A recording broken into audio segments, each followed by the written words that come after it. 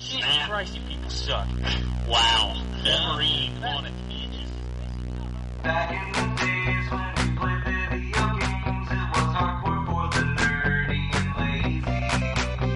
Now things have changed and all our video games are also for the casual and lady. But that's okay, you know the score.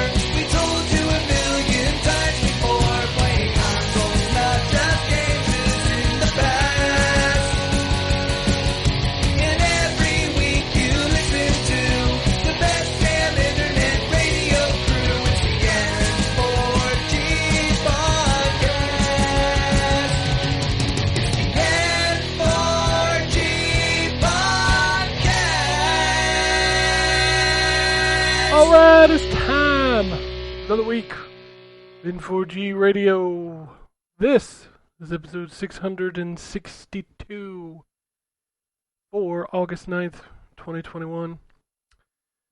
On the show this week, we have calling in from Bosnia, Mr. Drew. Yes, I am here calling in from Bosnia once again. Does anybody in the audience know where Bosnia is? Through our Channel 1 correspondent. Channel 1. Did they show that shit at your school? Oh, yeah. God. Yeah, we followed the O.J. Simpson trial, at least in part, on Channel 1. God, I remember Channel 1. And the Bosnia conflict. Well, of course the Bosnia conflict, because we were in school 25 years ago, because fuck me. God. I was in high school 25 years ago. High school. Yeah, me too. God. Me too. Oh, that's the sultry sounds of the wombat you also hear. Hello, hello. And finally we have Anthony. I don't know the Bosnian conflict. Well, yeah, So- you were like not born, maybe? No, I was born. Okay, you were like 2 then, right? That sounds more accurate, yes. Okay. I mean, that's not very born. That's only 2. 25 years ago, you said? Not very born, he said. I don't know the actual date. It was probably 94, 95, somewhere around in there. Yeah, I so it would think. have been 2, 3. Okay. Yeah, what Ken means to say is I didn't have full object permanence. Yeah, Yeah, correct. I mean, that's true. You don't have memories from then. No. I don't know what You don't know. what's You don't the- know nothing about Lisa Ling and Anderson Cooper from 1995. Dude, I was watching MTV news clips the other day with Kurt Loder. Oh, Kurt Loder. Oh my God. Feels like a millennia ago. Anyway. well, MTV rebooted their gimmick like 14 times since then, so it feels a lot longer ago than it actually is. Yeah, but here's the scary thing, Anthony. Me and Ryan were around when MTV started. Yes, I was not very old, but Yeah, yes. we were very young, Yeah, I but was like gonna say like that I would have been what 1982 at the latest. I mean, When I was, MTV started. Yeah, I because don't remember. MTV was Won't you huge. Google foo that? Google Foo? Yeah. MTV started. 81. Oh, that was So- the year I was born. Oh, I was Yeah. 2. I wasn't very born yet. Yeah, I was not born yet. God bless it. The 80s. Yeah, we're old. Yeah, we are old. Anyway, you know what else is old? Video games. You want to talk about those? True story. True story. Speaking of MTV. Sorry. Drew, Yes, did you play any video games? I did actually. Tell me about So them. we'll talk about them. Let's talk about the Ascent. Oh, yeah. That game. That game is really, really cool. That game is also really, really buggy. It's a little better. We played last night. I texted you, but you didn't answer. Yeah, I was with my dad. Yeah. I thought you said you were playing Back for Blood. We did, and then we switched. Ah, gotcha. So they patched it, I assume. Yeah, they've patched it. I didn't run into as many issues like we did, where like when the stage would load, we'd be standing in the middle of nowhere. We didn't crash, although Killer Wolverine had a very interesting bug on the PC version we were playing last night. He so he had a couple interesting bugs. The first one was his health, like his HUD would just completely disappear. And it would just stay gone, so he had to keep asking me how his health was. And then the second bug was awesome. So, you know how when you go into like a safe city and you can't use your gun? Well, it glitched and he was able to use his gun in the city. So, being Killer Wolverine, I would assume he just held down the machine gun the entire time he was in the city. Yes, he murdered a lot of people in the city. Could you kill NPCs that way? I don't know. We came upon an NPC that I needed to talk to, and I told him to not shoot. I was like, if you break my game, I'm going to be mad. Yeah, that game's pretty cool. Not not entirely what I was expecting. I was expecting more of a Diablo type game. This is more of a. I know we said it before. It feels a lot like Dead Nation. Yeah, it's for Um, me. it, it, It's Crusader No Remorse. It's a sci-fi. It's not a loot game, really. no, no. But it's hard as crap. That game is. So the new patch added a difficulty option. Oh, okay, Yeah, so you can actually tone the difficulty down now because initially there was no difficulty option. Now there are 3 difficulties. gotcha. Also, that spider fight is glitch because we played that again last night, and the first time we went in, there were 2 of them, and obviously they mowed us down. And then when we went back in on the second respawn, there was only 1. Well, we only fought one when there was 3 of us. Yeah, and when we played it last night, the first time we went in, there were 2. Oh God, Yeah, we that would died. be a nightmare. Yeah, we died in that fight. But for 2, where we were level wise, it was easier. Yeah, but man, I don't even know how to describe this game. It's a twin stick shooter with some RPG elements in there. Relatively simple RPG elements. Hmm. Get skill points and just throw them into something.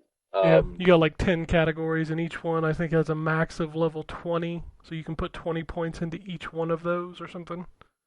yeah, some of the abilities are really cool. Um, and it's one of those games where, like, if you're fighting robots, you need to use laser guns because if not, you're gonna not gonna be doing a lot of damage. And you really need to equip. I wouldn't say spec your character. You need to equip your character better than what you may think. Yeah, there's like Uh, 4 different kinds of damage, and each weapon and armor has different like resistances or effects against that type of damage. yeah, but the game looks great Yeah. when it's not glitched. But yeah, I mean, you can call me a hater all you want to, but there's way more NPCs doing stuff in this game than there is in Cyberpunk 2077. Yeah, I mean, the cities are just absolutely packed with Yeah, characters. it's a well done game, especially for 14 people. I think was how many people made it. 12 or it's barely double digits. Yeah, so it's a fun game, and it's on Game Pass. And so if you have Game Pass, you can play, and it has cross-platform play, so you can play with Xbox, PC. That's what we were doing with K Dub. That's the only thing it's Um, on right now is Xbox and PC. no, it hasn't came to PlayStation No, yet. this is an Xbox exclusive. I'm using my finger quotes. But it's also worth noting that the crossplay only works between Game Pass, so you have to be playing on the Xbox app on PC, because if you play on Steam, it's not crossplay. Gotcha. Okay. Well, it's free there, so if you want to play it, play it. Yeah, if you're on PC and you didn't just get the free version because you have Game Pass, then I mean, okay, but you won't be able to play with anybody else. But we played some of that. Uh, I also played another game that came out on Game Pass recently called Curse of the Dead Gods. Yeah, I played that back when it came out. Um, I had never heard of it, but I saw some screenshots and I said, "Oh, this looks like a Torchlight sort of game." It's not. It is more of a action isometric game with a lot of rogue elements in there. Typically, I'm not much of a rogue-like player, but this one feels like a cross between Moonlighter and Dead Cells, and I really like it. Yeah, it's So got an I've been, interesting concept where like every room you go into, you get like a different curse. yeah, but there's a lot going on there, and it took me a while to get used to the controls, particularly when the dodge is on the right trigger. But I kind of became addicted to it. That's actually a really fun game. Um, it you can and they have like daily challenges and events that you can do, and I like the aesthetic of it. It's actually really cool. It's very Lovecraftian, getting these different curses that do all these different things. So like it's all about if you stay in the light, you don't take as much damage, but if you stay in the darkness, you take a lot of damage. But then you can get cursed, and one of the curses is you actually don't take as much damage in the darkness, and it basically reverses the roles, kind of thing. It's interesting how they handle a lot of that stuff. Um, and the combat feels very tight, much like a Moonlighter, and I really like how it plays, and I think that's what's really kept me going. And then each run, you're able to. I feel like at the beginning, at the end of each run, no matter how far you got, you're able to unlock something. You're able to get something permanent at the end of it, and so it keeps me going. But I actually really enjoy that game. It's really cool. It's on Game Pass now, so you can give it a shot there. Um, I am also dabbling in Overwatch some. Uh, I know me and you played some together. Yep. Uh, and then lastly, I for some odd reason, and I'm an idiot. Um, I have been watching Nuzlocke challenges for Pokemon. So I started a Nuzlocke challenge of my own, and so I've been doing that when I'm just sitting on the couch, not really paying attention to anything. What kind of challenge? It's called a Nuzlocke challenge, and it's basically a special set of rules that you abide by while playing a Pokemon game to make it a very challenging experience. So, if you go by the Nuzlocke rules, there's basically only three big rules. The first one being if your Pokemon faints in battle, it's considered dead and you can't use it ever again. You can only capture one Pokemon in a new area, and they do Doesn't it have a. doesn't it What? have Go to be ahead. your first? Yeah, the first Pokemon you run into in an area, you have to capture it and only it. Now, there is a mercy rule in there where if I already caught a Pidgey and I run into another Pidgey in another area, if it's a duplicate, you can choose not to capture that one, but the next different Pokemon that you run into, you have to capture it. So I am running with the mercy rule because if not, I would have a whole team of the same Pokemon. Um, And then the other one is you have to give nicknames to all your Pokemon. I mean, who doesn't give So nicknames to their Pokemon anyway? I typically don't. I just be like, no, because I don't want to think of names. But I Only am maybe. only the starter for me. That's the only one I ever nickname. Because that Yeah. one's gonna be with me the whole time, so Y'all are fucking boring. So yeah. I come up with stupid names for all of my Pokemons. Well, I'd I'm like to let naming you know. Oh, sorry. Go ahead. Go ahead. Go ahead. I'd like to let you know that I had Twiggy, which was the Turtwig from Diamond and Pearl, all grown up, and then I had him have a kid, and that was Twiggy Jr., and then I had Twiggy the third. I mean, I that's like Turtwig.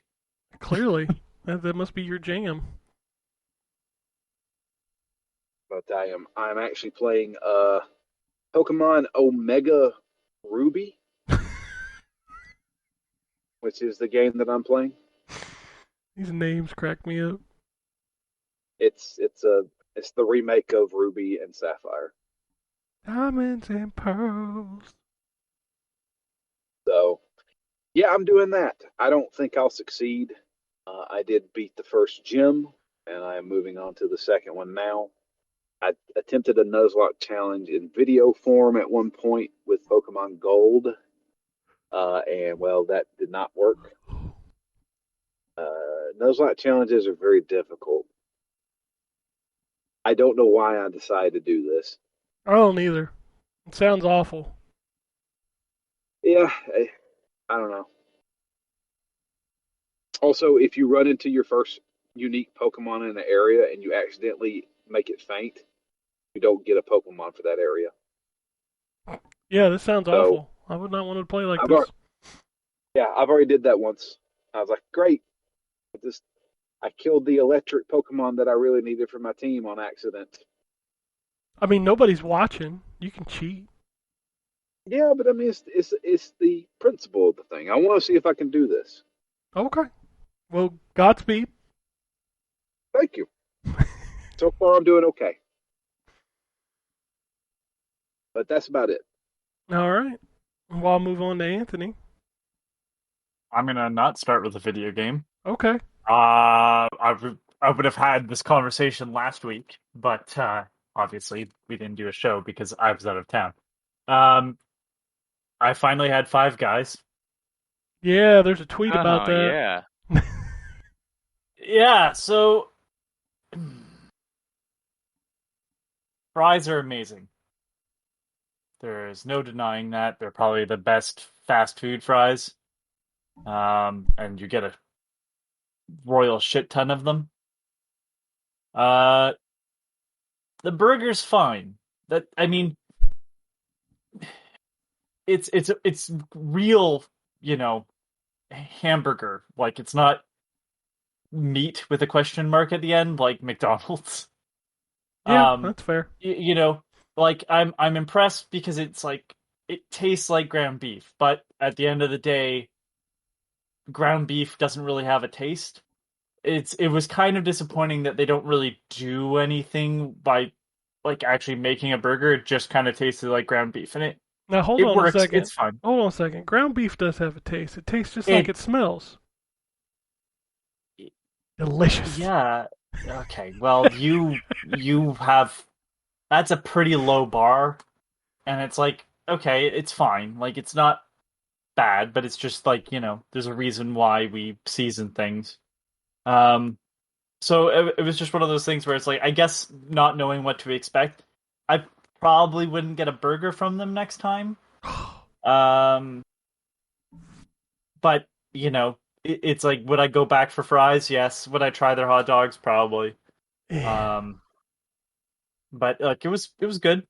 It wasn't like I felt at the end of it all I went, ugh, I just wasted time and money for awful food. Like far from it. I'll at least eat their burgers, but like I don't really go out to have burgers too often. I mean, when McDonald's is kind of the only burger you've eaten out, like yeah. I mean that bar is very low. Yeah, that's what I mean. Like in terms of fast food burgers, I'll actually eat this one. I mean, That's the difference, because it's not, again, it doesn't really feel like a fast food burger. It was not fast, I will say that. It was very busy the day I walked in, but yeah, it was a good meal, and I couldn't get through all the fries. I had to eat my way through the fries to get to the burger. Yeah, they cover the burger with I the wasn't fries. expecting that. Yeah. I was like, I'll have the burger on my way home while I'm driving the car, and I'm like, I guess I'm having fries first. Yep. Um, as for games, I finished Skyward Sword. That's a very good game now. Um, there's some weird things about it where I'm like, and honestly, it's not that necessarily that I have a complaint with some of the aspects, but like fighting the sealed one, like within, it's literally like 10 minutes. You just fought it, and then you're fighting it again. There's a lot of returning to old places, like. And then there's the challenges where you have to collect the glowing light orbs. And I guess my thing is like, this is all stuff that other games get like slaughtered for. And I think this game, and to be fair, I always thought it was wrong to complain about that. Like, everybody complained about having to return to the temple in Phantom Hourglass. You have to return to the areas in Skyward Sword multiple times. Yeah. And then the light collecting challenge, people hated that in Twilight Princess, and I always thought it was fine. It was the tears or something like that in the Twilight Princess, and this one it's like the whatever for the flower, and it's like they're fine aspects. Like they weren't bad, but it was just so weird that like Twilight Princess gets criticized for that. Now, after playing this, I go, wow, it'd be nice if Twilight Princess didn't drag its feet now. Like, that's the only other thing, except that, like, clearly, Skyward Sword, it was superfluous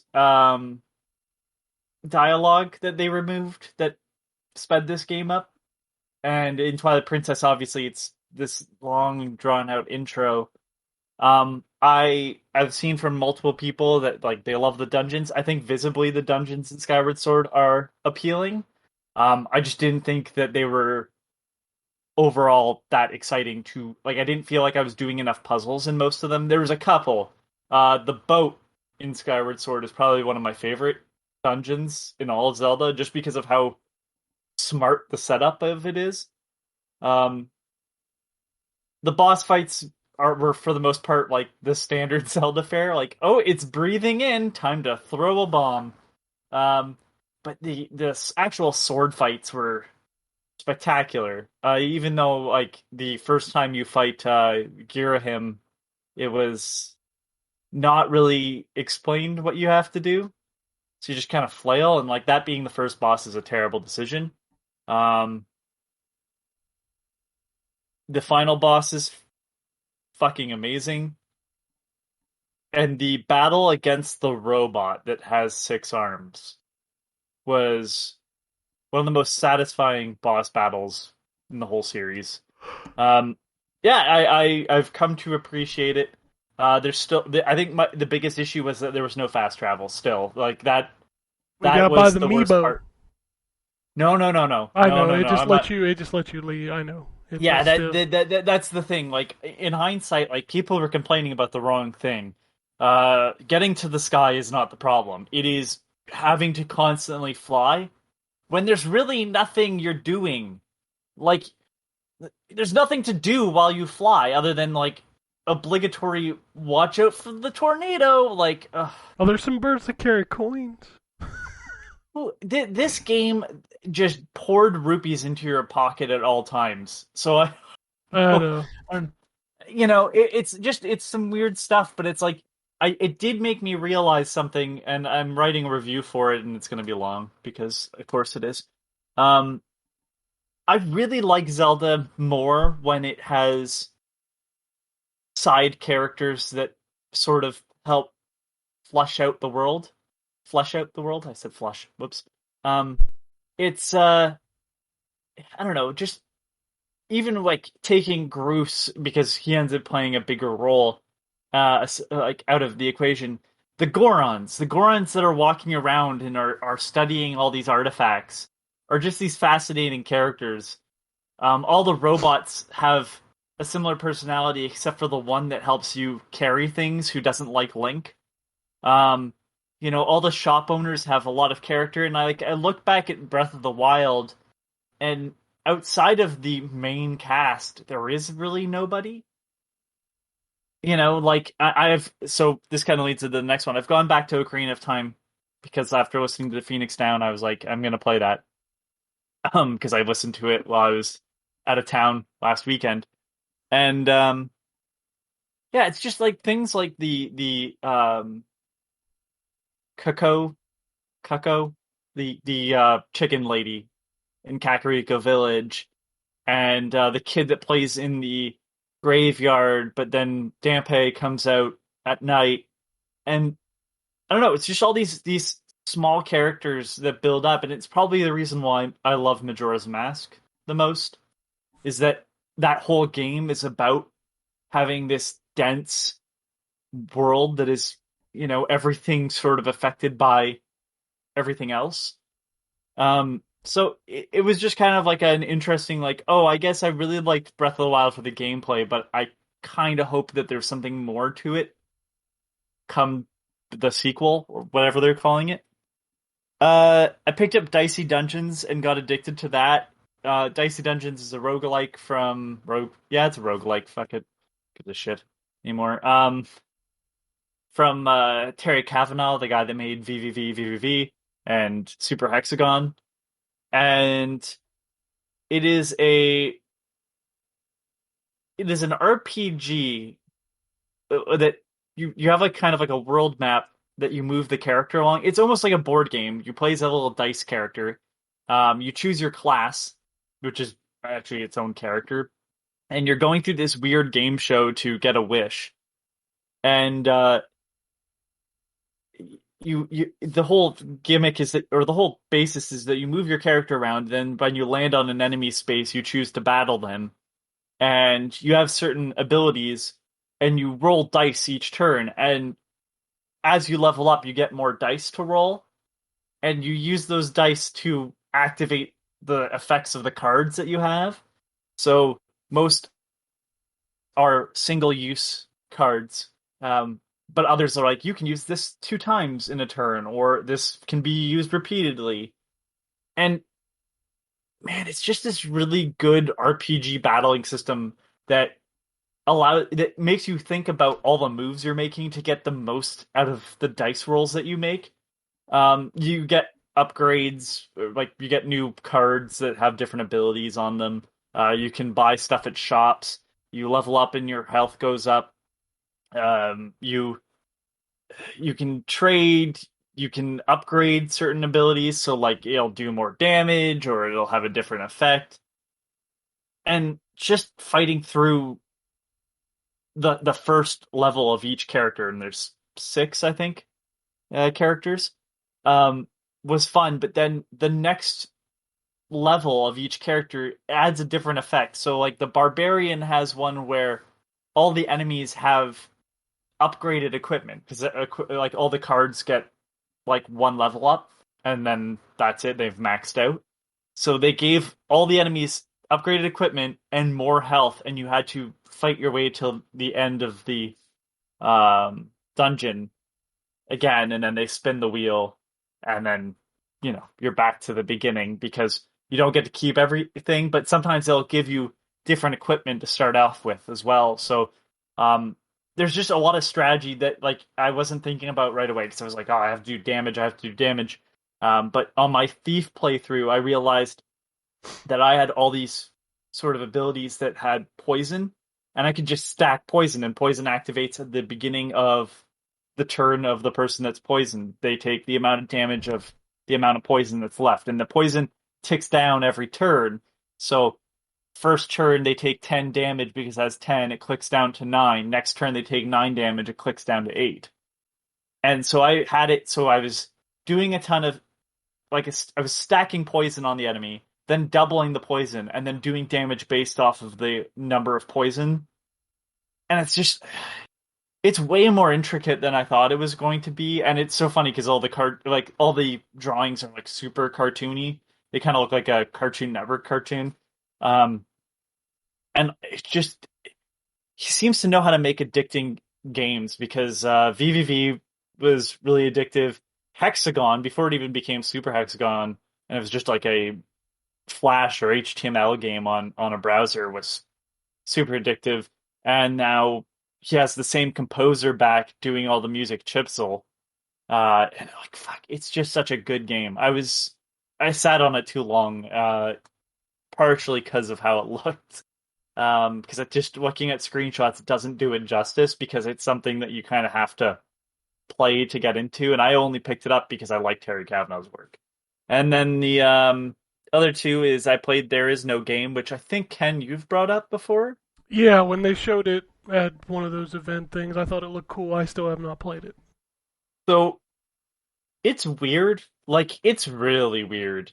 Um, the first section that I play through was pretty ingenious because it's like it starts off like you're playing a video game, and then it locks you out, or it says there's no game, and then you basically force a game, and the narrator starts telling you to stop it, and then they lock you out and put you into a fake operating system, and then the second chapter, I am playing a point and click adventure, but I'm not playing a point and click adventure. Like the characters are doing the standard stuff that you'd see in a point and click adventure, but I am looking at a computer monitor and like seeing each side of it, and I can look through the back and see the back, like what the characters are doing. It's really bizarre and like kind of out of the like outside of the box thinking.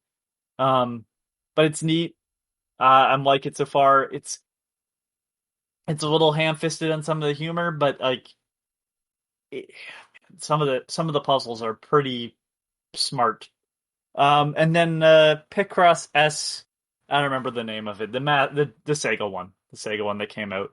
It's Picross, but it's Sega. I don't really know what else to say about it. I picked it up because I like Sega things and I like Picross, so I figured it was a good combination. The only shortcoming is that they only have like 4 tracks to listen to while you're doing puzzles, and there's so much good music from the Sega Genesis. I won't say Master System, but like it's kind of disappointing that they've limited themselves to 4. So that's it for me. All right. I'll move on to the Wombat. All right. So I played some Flight Simulator. Yeah. Yeah. Yeah. You fly. It's not a video yeah. game. No, I mean it is, but it's neat, and I like the concept of it. There's just not a whole lot to do. Did you fly to your house? I did, Yeah. and I gotta say that the Bing Maps thing is not as cool as advertised. Like it's cool that I could follow the roads and everything to my house, but when it just looks like a PlayStation 1 game because it's like flat, because it's just pulling from the map, right? Yeah, but I to be fair, I think that's because like they don't really like who's gonna go there. No, sure, but so like but they probably put more work into like if you fly to Mount Everest, that's probably gonna look a little better. Yeah, and like Cincinnati looks much better, obviously, but it's just I don't know the it just using the Bing Maps thing makes the game look worse, and so I feel like I'd rather play it with that turned off, and with the because they have another version where it's like pre-built or something, just because I don't know, like I said, it makes the game look worse. It's neat, but it makes the game look worse. So, and then I also started playing Yakuza 0, which is my first Yakuza game, and I like it a lot. I think, I don't know, 12 hours in. Game is so and, good. I'm only probably an hour into the second playable character's story.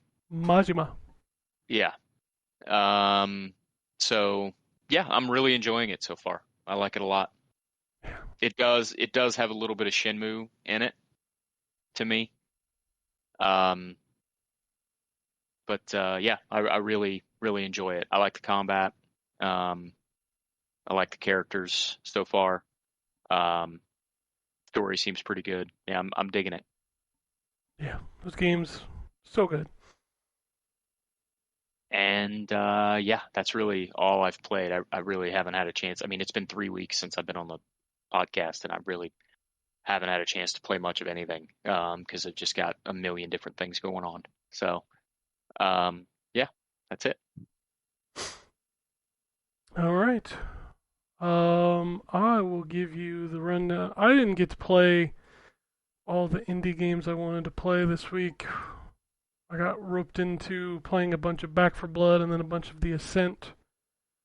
So I'll run through these real quick. What I did play. I played a game called. I started Dodgeball Academia and I didn't play a ton of it. I kind of played through the tutorial. That is a neat little game. It's a mixture of an anime mixed with a dodgeball game mixed with almost a Pokemon style game. It's interesting. I think I want to play some more of it. It's on Game Pass if you want to give it a look. It's got a real charming art style to it.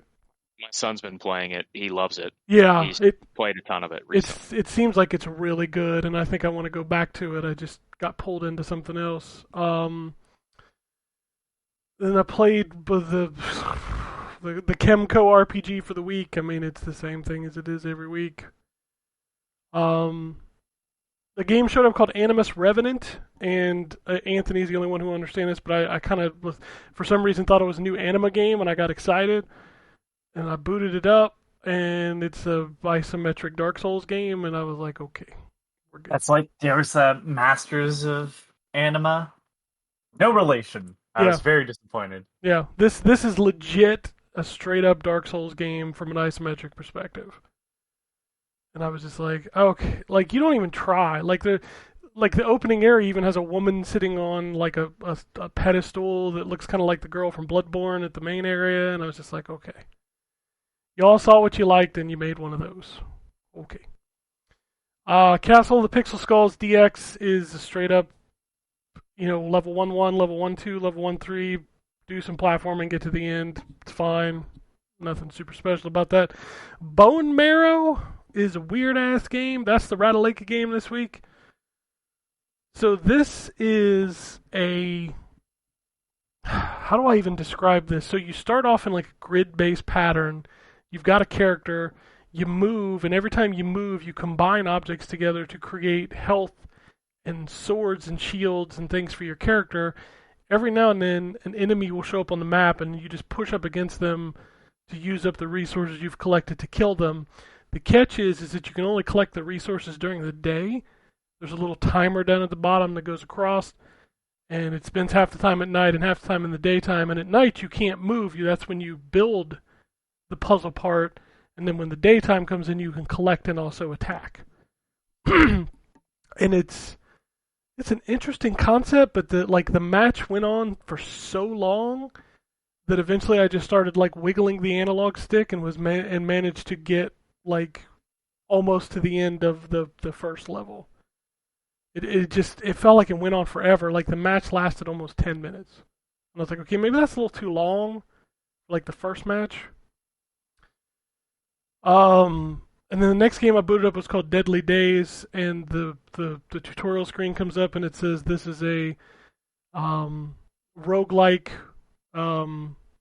zombie survival game, and then I just quit out. I thought this is a roguelike card or deck building. Just hear Ken screaming. Ah! So we'll talk about this in a second. I checked out Back 4 Blood, and it has cards in it. You can like unlock cards. Like one use cards? I haven't quite figured out how it works because I was like, is it a specific mode? Because if it's a specific mode, it's not. Like So then, So I was playing the campaign, and you get these cards, and the cards are going to be things like you get 10% extra stamina, you get 2 health back when you kill a zombie with a melee attack. And they have different levels of the cards. Like some of the cards are better than the other cards. And I was trying to figure out like how it works. It's like when you start with like a starter deck, and you can build the deck to take with you into a match. And I think you can activate one. It was confusing because at the same time we were also trying to play, because it's a 4-player game, so we had to match make, and we get into the game. This is also another weird thing about the game. So I was in a party chat on Xbox. The game is crossplay. So I was in a party chat on Xbox. I was chatting with K-Dub, and I get into the game, and all of a sudden I can hear like the game in my headset, like it was coming from somebody's TV. And I started talking. I was like, "Hey, can you hear? Like, do you have your TV on real loud?" Talking to Justin, and then all of a sudden another voice comes over my headset, and they're like, "That's my TV." And I'm like, "Wait a minute, how can I hear you if I'm in a party chat? Like, are you feeding 2 like chat audios into my headset, even though I'm telling you I only want to be in the Xbox party?" that's uncomfortably weird. Yeah, so the guy started talking to me, and I went to the menu and just muted everybody. I was like, "Well, I guess he can hear us, but I can't hear him," or something. I don't know. It was weird. But this game is straight the fuck up Left 4 Dead. It is Left 4 Dead without. So if you remember, excuse me, if you remember playing Left 4 Dead, there were a lot of like specific zombie types that when you would get to that area, you like the witches. I'll use as an example, where you kind of had to maneuver your way around them. You didn't want to startle them because they would, attract all the other zombies, and then you would get into an overwhelming firefight. This game feels more like a, for lack of a better word, if you Call of Duty-fied Left 4 Dead. Like, this game is just straight up balls to the wall gunplay. Like, you are moving fast, you are popping off zombies. I don't want to say never. I did run out of ammo, but very rarely did I run out of ammo. There's plenty of guns, there's plenty of ammo. It does have colored loot. So you can get a purple gun or a blue gun, or, and it'll have more damage to it. You can actually pick up parts for the guns throughout the level. The big difference between this and Left 4 Dead as far as the enemies go is like it does have a lot of the same type of enemies. Like there's a guy that hawks a loogie on you. He's called a hawker, and he'll stick you in place, kind of like if you remember the smokers from Left 4 Dead. The difference in this game is that there's giant, like, screen-filling boss enemies. Like, these dudes are huge, and they come out and they just wreck people, which is pretty cool. The game looks good, it runs good. It's on Game Pass, so I'll probably play more of it. I played through the entire first campaign, which was like 8 levels, and it's the same setup where you go from the beginning of the level to the safe house, restock, go from there to the next safe house, restock, that kind of flow to the game. So the fact that it's on Game Pass, I will definitely play it when it comes out. But after playing the beta, it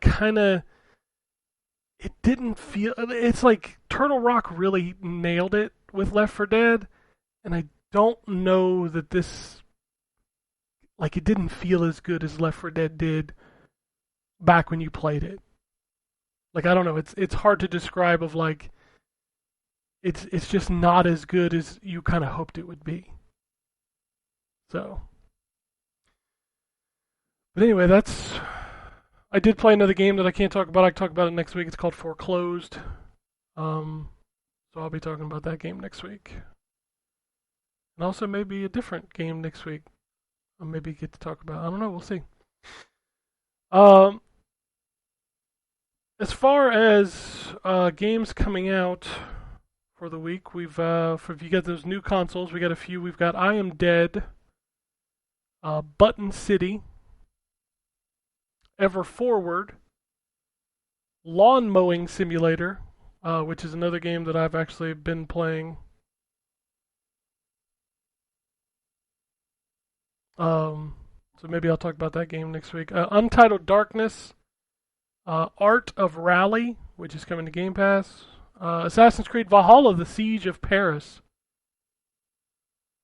Foreclosed, Jelly Break Deluxe, The Plane Effect, Fishing Adventure, and Hades making its way to the new consoles this week as well. I have a question. Yes. How many people do you think play that DLC for Assassin's Creed and wonder where the Eiffel Tower is? Oh, jeez. You know there's gonna be one! It can't be France. It's the Eiffel Tower.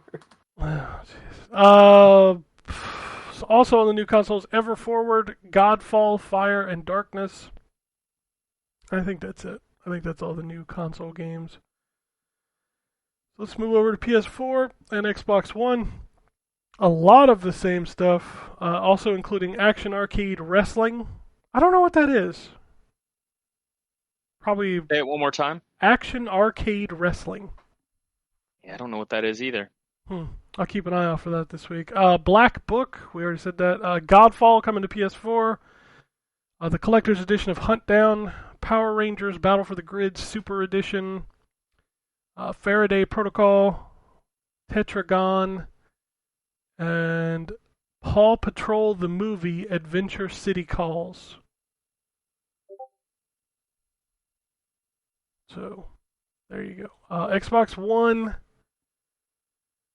What else? A lot of the same stuff. Pretty much all the same stuff. Anything different on here? Cataclysm Shards of the Four. So whatever that is. And then moving over to the Switch. I'll pull this up real quick. There's a lot here. We've got 3D Advan Time, Pop Blocks, Button City, Shadowverse Champions Battle, Crimson Spires. Whew! I don't know if I can say this. Fatagan, Tales of the Creeping Madness. Like, man, that's not even a word. FHTAGN. FHTAGN. That's not a word. Fire Tonight. Love Esquire. Bury the Bunny. A lot of the same stuff, all the same stuff. And then Witch Springs 3, Refine the Story of a Rudy. Follow that? Did you get all that? Yes. I decided to look up both the wrestling game, which has decent reviews on Steam, although it uses Comic Sans, which is always and Fatagan. Fatagan? What the fuck is that? It's a Cthulhu mythos sort of word. It's from that.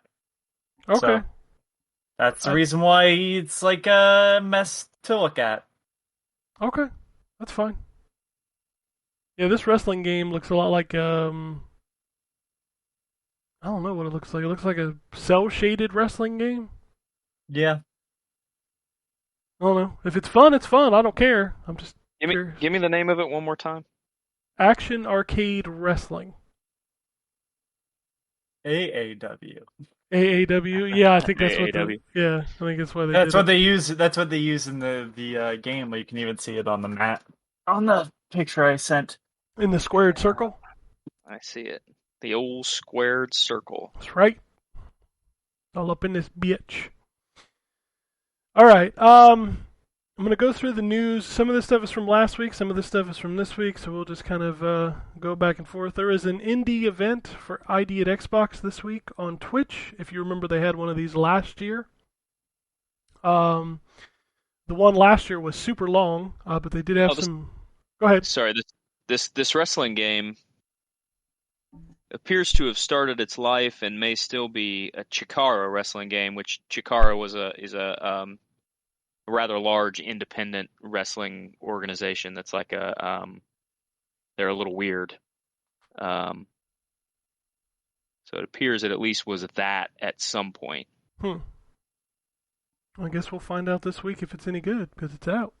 So Yeah. Yeah, so Xbox is doing an indie event on Tuesday, so probably kind of expect some announcements, some new games coming to Game Pass, obviously. Maybe some indie games making their way over to Xbox. Always good to see new games and see indie games get focused. So, speaking of Xbox, Forza 7 is being delisted. If you do want to purchase it, they have put it on sale for $9.99. Plus, all the DLC is deeply discounted. Of course, if you purchase it, you will be able to download it, but you will no longer be able to purchase it after the day it is delisted. So if you want to own that game, you should go pick it up now. Sony confirmed that when they purchased Nixies, is that how you say it? That the whole sole purpose of them purchasing them was to port their games to PC. So we should probably expect to see some more PlayStation exclusive games making their way to PC very soon. Kena and the Bridge of Spirits has been delayed to September, so an extra month to polish that game. Also, speaking of delays, Horizon 2 is rumored to be delayed to 2022, according to, I believe, Bloomberg's Jason Schreier. So, Sony's big... Disappointing, but not necessarily unexpected. Yeah, absolutely. I kind of expected Horizon to make it, into 2022, just because, which also makes me wonder if God of War is going to get pushed a little further back. They can kind of spread those games out. That would make sense to me. But this basically leaves PlayStation without a big game for the fall. Does Nintendo have a big... Nintendo's got Metroid. That's right. That's the game I was forgetting. And is Pokemon this year or next year? I don't remember. There's a Pokemon. November has Pokemon Diamond and Pearl remakes, and then January or February has Pokemon Arceus. Okay. So Nintendo, like Pokemon's full. Yeah, Nintendo's good. Nintendo's got a couple. Microsoft's got a couple with Halo Infinite and Forza.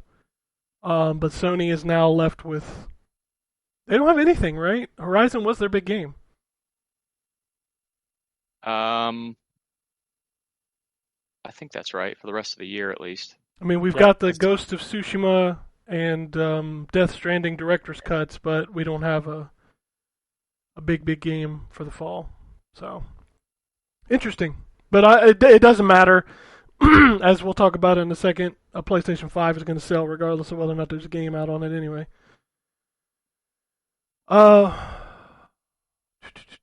Mario Golf got its first update and it added a new course, Drew. So, 5 more updates and you probably want to buy this game.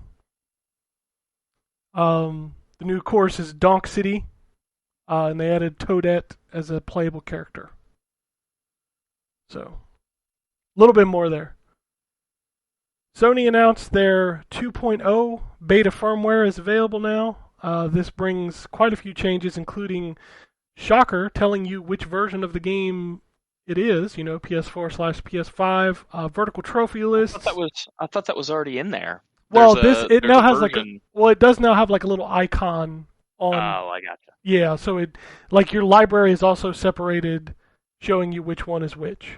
So I gotcha. Vertical trophy lists, as well as, drumroll, the SSD expansion, so you can put more storage in your PlayStation 5. Did y'all read this? Are y'all going to do this? I guess this would just be a question for Ryan, since nobody else has a PS5. Yeah. What am I going to do? Do the expansion drive? Yeah. There's not enough stuff on the system right now, on either system right now, for me to justify that. At least not enough stuff that I'm playing for me to justify This is $225 for a gig. I was going to say, this is like some Vita-ass card prices. Yeah. Holy shit. Like, what was it? So Sony was like, yo, you can put up to 4 terabytes in there. I looked up how much a 4 terabyte expansion costs. Y'all want to know? How much? $1,000. Wow. twice the price of the PlayStation 5 Disc Edition.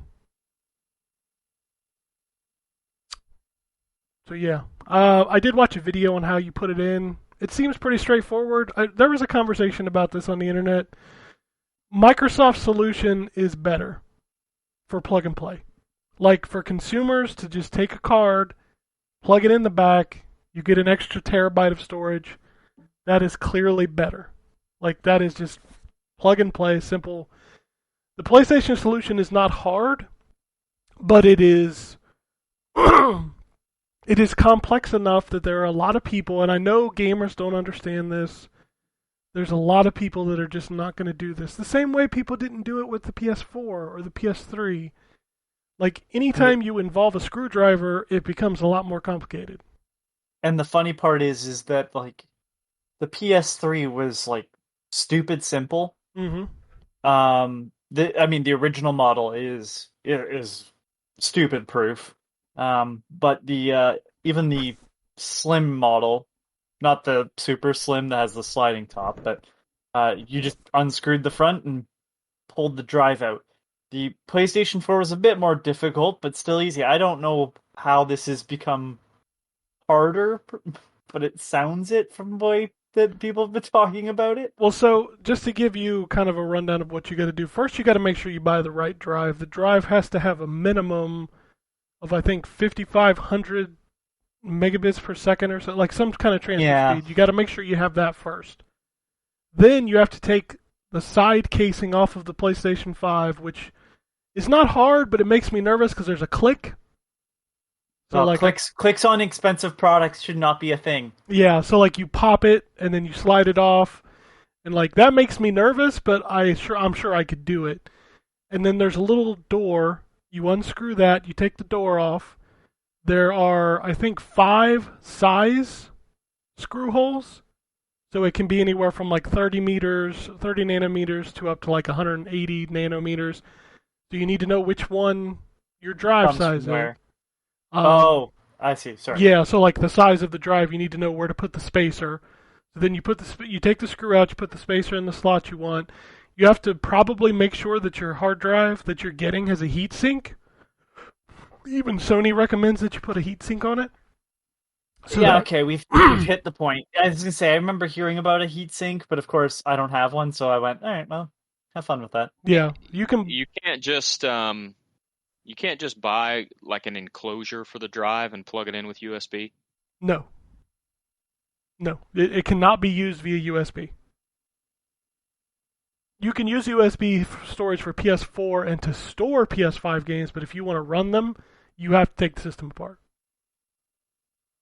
Interesting. Yeah, I mean that's the way Sony's always been. Up until PS4 added external. Yeah, PS4 you could just use USB. Yeah, but with these new NVMe drives, you cannot use the USB. USB is not fast enough to transfer NVMe speeds. So there will never be a USB solution to this hard drive issue. And that's why I said Microsoft was the smarter solution of just basically giving you a memory card that you plug into the back of the system. Like, as Anthony so eloquently put it, that's pretty much stupid proof, right? It only fits one way. Yeah. And you just plug it in. I've also heard that that you can just take it out and plug it into an Xbox and there's all your games. So yeah. You legitimately can just take it out of the back, plug it into a different Xbox, and your games just show up. Yeah, that's kind of crazy in this day and age, where I can't even necessarily do that with the photo. Like, I can't pop my SD card out of my phone and put it in a new phone and everything just picks up where it was. Yeah. So. Yeah, Microsoft was all about building like a simplified solution, whereas Sony wanted to give people the options, which I can appreciate both sides. Like with Sony, I can pick which hard drive I want, I can pick which size I want, I can, you know. And there's a chance that with competition, the price goes down. Sure, eventually, and I hope these prices go down because the terabyte is over $200. Yeah. And I'm just like, man, that's a lot. Like, I bought one for my Xbox, and it was the hardest decision, like purchase decision I ever had to make. Like, I'm like, dude, do I really want to spend $200 on a memory card in Essential? You know. So, but yeah, it is coming. It'll be available in 2.0 whenever that goes live. It's in beta now. So, sales wise, Sony released pretty much their specs. They've sold through about 10 million PS5s. Couple of game notes here. Ratchet and Clank sold 1 million, which I know it's Ratchet and Clank, and Ratchet and Clank is not like a multi-million seller. Like, it's not one of the big franchises. But to think that only like 10% of the PlayStation 5 like owners bought that game is crazy. That's because the 90% scalpers sitting on PlayStation 5s. I saw that joke as well. Yes, I think legitimately the scalpers make up for like 10 to 20% of the system sold. Oh, I think it's more than that. I mean, nobody's ever going to know. You're right. That's the problem. I think it's more than that because the scalpers don't have one. Right? That's the thing. They all have multiples because that's how the business works. And then they can control as much of the product as they possibly can. I don't know. Yeah. According to kind of deciphered numbers, because Microsoft doesn't give them anymore, the Xbox has sold 6.5 million, which all of these numbers, all that they tell you is that Sony has manufactured 10 million PS5s and Microsoft has manufactured 6.5 million Xboxes. That's legitimately all it tells you, because every single one that's come out has sold. So, Returnal was also on this list. It sold 500K, and according to Sony, that is a big success for that game. I really feel like that game should have been $50. The $70 price tag still bothers me on that game, like a lot.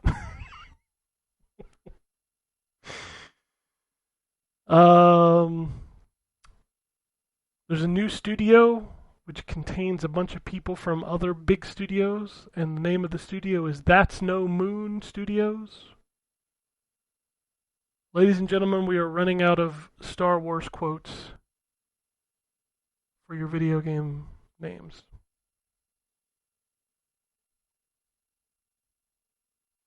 Okay. Everybody's quiet today. I have nothing to add to that. You're all sleeping. So, I'm in Bosnia, so I know it sounds like garbage. Yeah, but I still like to hear your voice, Drew. It's sweet and sultry. Okay. okay. Southern twang. Sultry. Sultry. Psychonauts 2 has gone gold. Yay. That game is finished. You'll be able to play it on August 25th. On Xbox Game Pass, PC, PlayStation.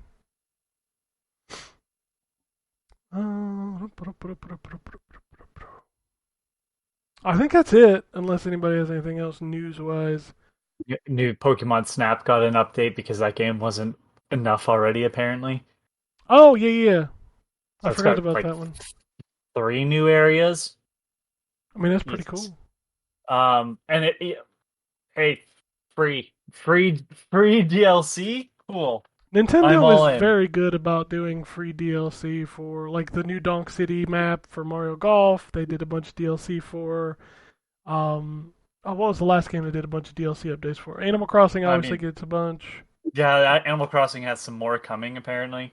Yeah, I saw that, Yeah, I just, like, with the Pokemon Snap, Nintendo publishes it, but it's a different company, and that game was quite a lot already, so I was just kind of surprised that, like, they did that, and because I was expecting that if they were going to do something like that, they were going to ask money for it, which is fine. I would have paid it because I really like Pokemon Snap, but they handed it out for free. All right, I'm in. There was a trailer, and I say that with, like, air quotes because it was all CG animated of Duke Nukem Begins, which was like a canceled Gearbox project or something. I have no idea what you're talking about. I didn't see this. Yeah, it came out 5 hours ago. It there's no gameplay. It's all like CG animated. And the person that uploaded was like, I worked on this. I really wish it had been in 2008. They wanted a vertical slice of what the game would be, and boy, it didn't look good. I mean, it's Duke Nukem. What do you expect? Yeah, at this point? it's just like shocking. In Duke Nukem news, did you see Saber Interactive bought 3D Realms? yeah, I did see that. That is a weird thing, because like, if you don't know kind of the Kevin Bacon connection of this, so Saber Interactive now is being run by Tim Willits. If you don't know who Tim Willits was, he used to be at id. So now the guy that used to be at id now runs Saber Interactive. They bought 3D Realms. They now own 3D Realm. It's so fucking weird, man. I'm pretty sure Tim Willits is the guy that got American McGee fired. Yes, it's according to Sandy Peterson. Tim Willits was the one responsible for McGee's firing by giving bad advice to McGee when he presented his work to Carmack. Yeah, That's kind of funny. Here's and here's, Tim. oh, go ahead. And as I say, and Tim Willits also says like he created the concept of multiplayer maps in Quake, and like a lot of people say that Tim Willits speaks a bit too highly of his input on video game history. Well, he is also running Saber Interactive. So, what did they make? Time Shift is the only game I can think of. Oh God! Yeah, I know they've made other stuff. I've seen their name on a lot of games. I have to just. But I know Time Shift is one of the games. They worked on the Halo Combat Evolved Anniversary, but they made that Battle Los Angeles game, that terrible God Mode game, Inversion, which was bad. Yeah, R.I.P.D. the game. These are all very.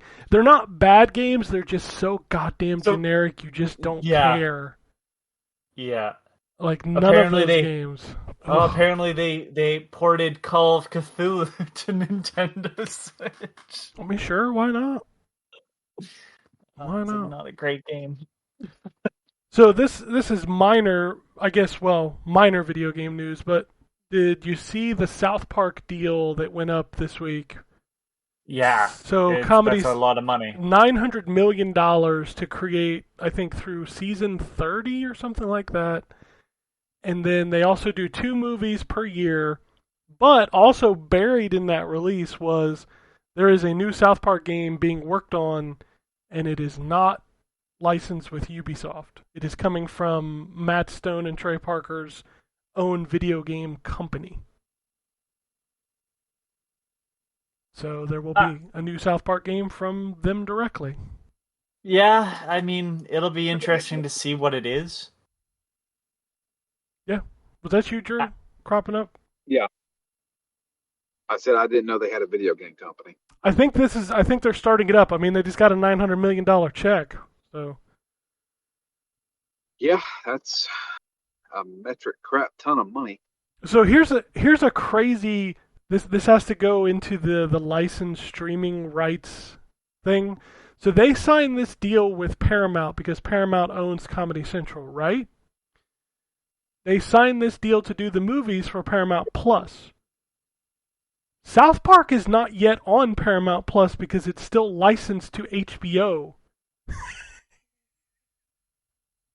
Streaming world is a terrible place. It is.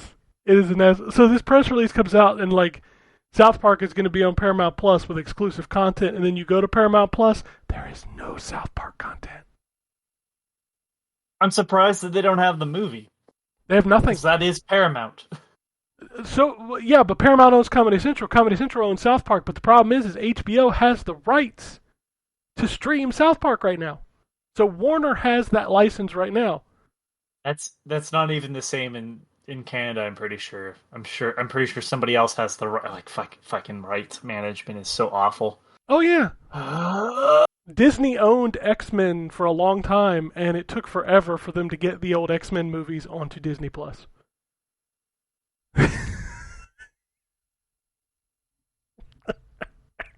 Fucking just. Streaming was a mistake. I mean, we basically are paying for cable again if you buy multiple streaming services. I know. I mean, we could complain about that, but now we can watch it like in any order we want and as much as we want.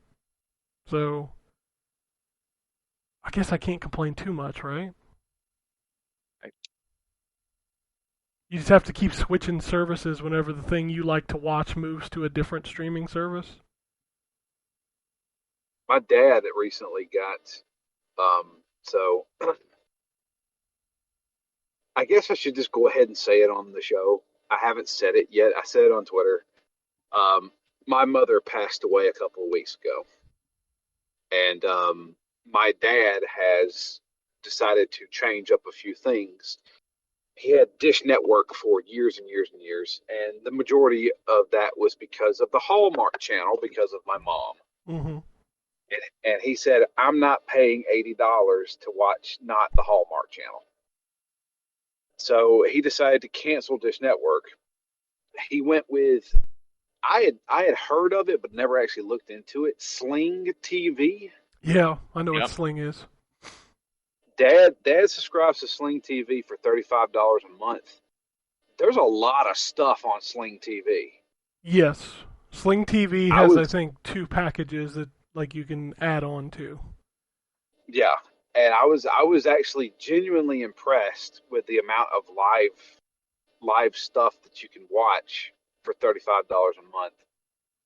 And Dad jumped on that, and I was like, okay. And he gave me his password, so we got Sling TV now.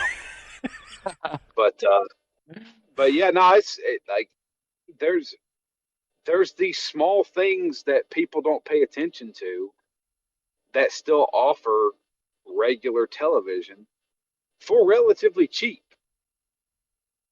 Yeah, absolutely. So I don't know. Like he was asking me because he has an Amazon account, so he's got Amazon. He's using my Netflix, and now he has Sling TV. He's good to go. Yeah, for the most part. I remember when I was looking at, so the only reason that I need, quote, I'm using finger quotes, quote unquote, cable, is that I need to watch football when football is on. So I looked into Sling TV, and here was the kicker for me. So Sling TV, as you know, Drew, offers 2 packages. I think they're called Orange and Blue. Yes. Orange has half of my football channels, and Blue has the other half. True. So in order for me to get those channels, I would need to subscribe to both packages. So luckily for us, where Ryan and I live, we have Spectrum cable. So Spectrum a couple years ago offered this thing called Your Choice. They didn't advertise it. They didn't tell you about it, but they basically let you subscribe to streaming only TV where you get all the local channels and you get to pick 10 networks. So I literally went in and I picked, ESPN, NFL Network. And then, for my son, I got Nickelodeon and I got Comedy Central for me. And basically I got to a la carte pick what channels I wanted. You cannot find this service anywhere on their website. How much is that service? $30 a month. Why don't they just do that? Because they don't want you to know it exists. Subscribers? Well, they want you to pay more. That's why. And I'm afraid to cancel it like when I don't need it for football because I was like, well, I don't really need it the rest of the year because I only use it mainly when football's on. Right. But like I'm afraid to cancel it when football's not on because I'm like, will they let me do this again? It's true. So Dad, he subscribed to the Blue, and he was like, I may just go ahead and do the Blue and Orange, which is $50 a month, I think. yeah, I think it's 50 or 55, something like that. Yeah, which I mean, it's still not a bad deal considering, Dad watches Pawn Stars pretty much all damn day. I can't blame him. That's a good show. And he's like, the old guy's funny. I was like, yeah, he is, Dad. Yeah, that show is good. I don't even want to like I purposely put all of my streaming services on different cards and just pay them every month because I don't want to know how much I'm legitimately paying for all these streaming services. Oh God, if I looked at that stuff with like I've subscribed to Netflix, Amazon, which I mean, granted, Amazon I get Prime and stuff like that. Um, Discovery Plus, uh, Disney Plus. Yeah.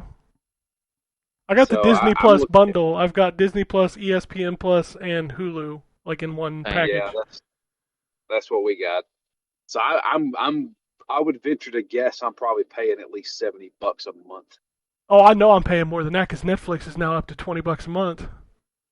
Yeah, God bless it, man. Yeah, we have everything except for Peacock. I have somebody's password for Peacock. I have no need for Peacock. I didn't really have a need for it, but I kind of wanted to watch all the old wrestling shit. So I have somebody's password to Peacock, but I have Netflix, I have the Hulu, ESPN, Disney bundle, I have HBO Max, I have Amazon Prime, I have Paramount Plus. Which Paramount Plus, the only reason I keep it is because it's Nickelodeon, and my son can watch all that shit on demand. Dude watches a lot of SpongeBob. I know I have another one. I have the Spectrum Choice package. I thought I had another streaming service. I can't even keep track of these streaming services anymore. Oh, I have Apple TV. What are you watching on Apple TV? I got it for Servant, and I think when I finish that, I'm moving on. I watched the Beastie Boys documentary. There's been a couple movies I watched on there. See, Apple TV Plus is hard for me not to keep because it's $4.99 a month. So it's like I'm still watching Servant. I might watch Ted Lasso. People rant and rave about that show. I haven't watched it yet. There's a couple other things on there that I watch. I forget what they are. I can't even keep. So I have an Apple TV as my streaming device, and literally it just logs into all my services, and then it like delivers me this thing of like all the movies that I can watch. Yeah. So I just click on That's it. one. Yeah, I just click on one, and it opens up whatever app it needs to open for me to watch said movie. So dad's not very tech savvy. So he ends up having a Samsung TV that is just old enough to be a smart TV, but it doesn't allow you to install the newer apps on it. So he's running the old apps. He's running all the old apps, but the problem is he wanted Sling. He was determined to get Sling TV. Well, I searched high and low on his TV to find Sling. You can't get it on there. And I was like, is there some kind of deal going on or something? But couldn't find out he has just an old enough TV to where he can't download Sling. So then he has to purchase a Roku. Now he's using a Roku on a smart TV. And it just bugs the hell out of me that he has a smart TV that he has to use a Roku on. See, I'm actually not against that because most of the time, those built-in apps on TVs fucking suck. Like, That's what we use. Yeah, but like a lot of times they just don't. I don't know. They just suck. I don't like them, and most of the time they don't have like my LG, which you know is like the TV that everybody wants for gaming. Just now this week got HBO Max. It wasn't on there. What's going on with that? It has to do with like the licensing. Like Roku just recently lost Spectrum and YouTube. So like a Roku is useless to me right now. Jesus. Like if you want the only streaming box I know that has every single app, and if somebody correct me if I'm wrong, is the Apple TV. Like I know Fire Stick won't have certain things, the Google Chromecast doesn't have certain things, Roku doesn't have certain things, and it's all because of licensing, which oddly enough is what started this conversation to begin with. Yeah. I don't know, like, and twice now, I swear to you, it happened twice. My dad has fallen victim to the Roku activation scam. I didn't even know this was a thing. this is a thing, man, because it happened. Like it's happened twice. So he bought a Roku a long time ago, a couple years ago, kind of thing, and it says, because you have to activate it, you have to go online and activate it.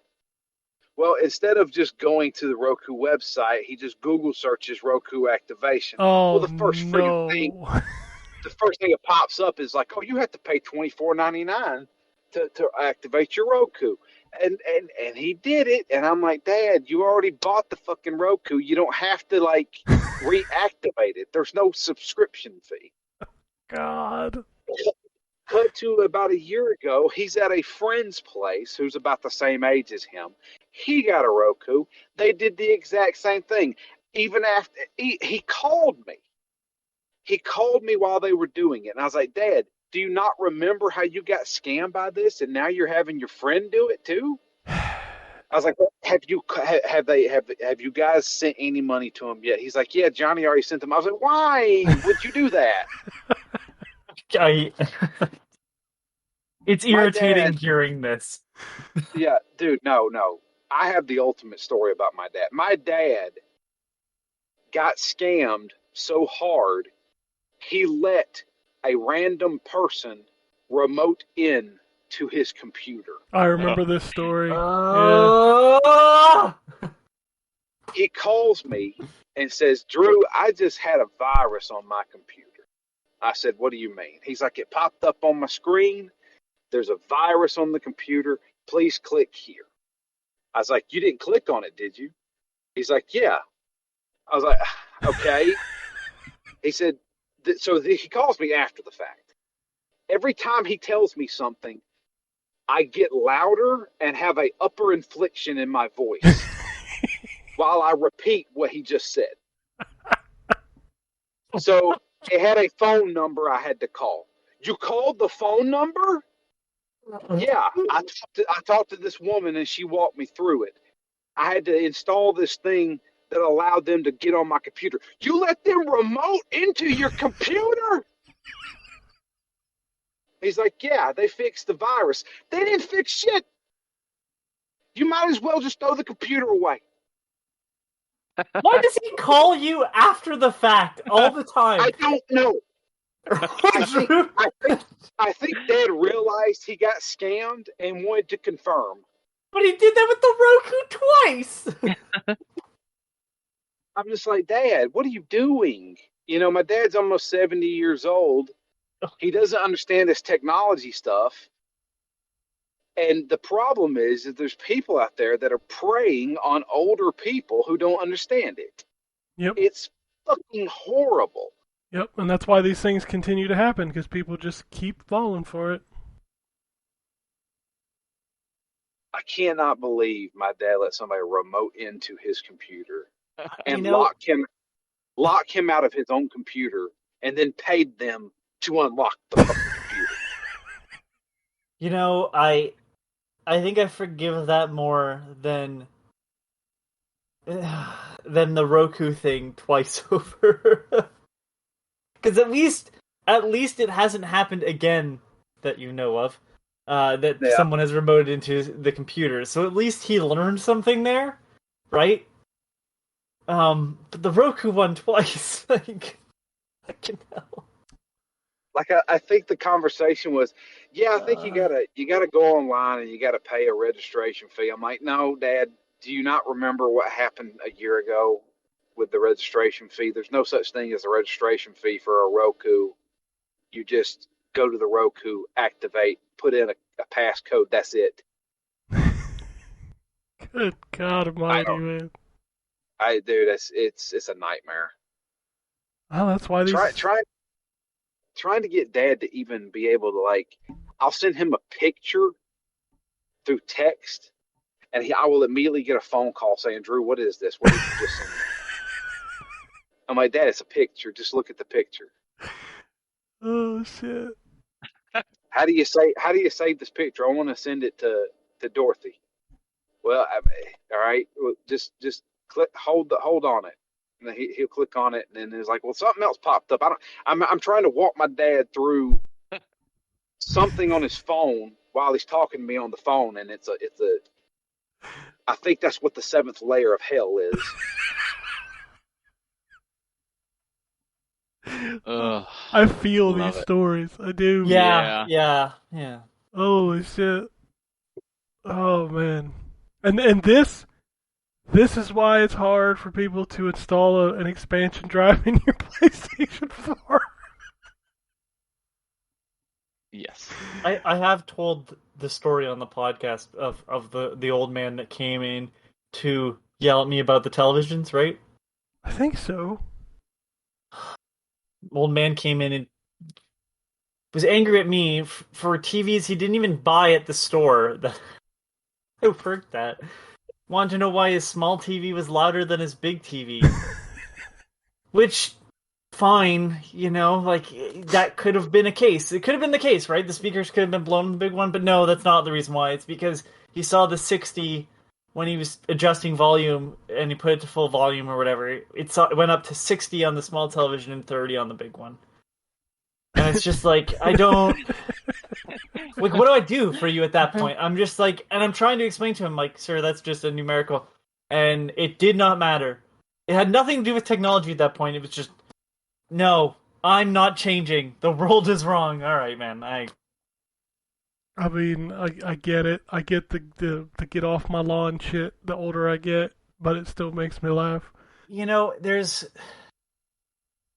levels of, like, I'm just not engaging with this, right? It'd be like one thing if I walked into that man's house and was like, all right, Grandpa, it's time to get rid of your tube television. He's like... And then he was refusing to get a flat screen or something like that. But it's like, if you're choosing to engage with it, but only want to engage with it a certain amount, doesn't work. It's like, I don't know what to tell you. But you can't be angry with choices you made. And you can't be angry with everyone else for choices you made. Oh, okay. We won't ever get that way, right? Oh no, we will. Oh, we are, Drew. I can already tell you, like, I'm at that point, and I'm 29. I'm the youngest of all of us. And I look at TikTok, and I'm like, I'm fucking doing it. Oh, come on, Drew. That TikTok I sent you the other day via DM that we won't discuss here on the podcast. That was our moment. There's shit we don't understand, I'm talking like technology stuff. That is technology stuff, though. Like, yeah, that TikTok is its own social. TikTok its is own technically social media platform. Yeah. No. The subject matter in that TikTok. The thing is if I showed my dad TikTok, it would be like I was showing him a new language. Drew, have you used TikTok? No, I don't use TikTok. Exactly. I think I've proved the point. The difference is I could download TikTok and figure out how to use it. My father would never be able to do that. I think you're... I mean, I get what you're saying. I understand what you're saying. Yeah, I understand what you're saying, but I think you're looking at this the wrong way, Drew. I think you're saying your father can't understand it when I'm going to argue he just doesn't want to. I think that's the biggest thing is that, like, people our age grew up in both the analog and digital era. It's not like technology is ever going to fully escape us like it did with the boomers. For the longest time, I bought my parents years ago a DVD player back when they were still relatively expensive. They would legit wait until I got home from work to put in the DVD. Because I don't understand. What do you mean? You put in the disc when you hit play. Make sure the picture's side up. Are you sure the boom that you're talking about wasn't the Big Bang? Holy shit! So my dad. I went over to my dad's house the other day, and he goes, hey, my Xbox One's not working. I can't get it to work. And I'm like, okay, well, let me take a look at it. And he didn't have it plugged in. Like, he didn't have the HDMI cord plugged in. And I'm like, how long has this not been working? I don't know, a month and a half. And I'm like, you didn't think about checking that? no, not really. And I said, well, you've only got 2 HDMI ports on this TV, and your Fire Stick's, your cable box is plugged into one, and your Fire Stick's plugged into the other one. And he goes, well, don't unplug the Fire Stick. I need that. I said, okay. And he goes, I need that to get to this stuff on my television at the bottom. And I'm like, Dad, no, that is part of your television. Like, he thought he had to have the Fire Stick plugged in to access the smart TV features on his actual television. I'm like, you're watching those on the television. You're not even using the Fire Stick. Oh, okay. Well, you can unplug it then. You know, I can't fully blame him. Like the leaving it for a month and a half is maybe a little absurd, but I can't fully blame him because like I don't know what TV he's using, but some of that shit does look similar. I mean, I don't know. How many years it took me to get my parents to understand the AV input to watch the DVD player I bought them? Like, you have no idea how long that took. Yeah.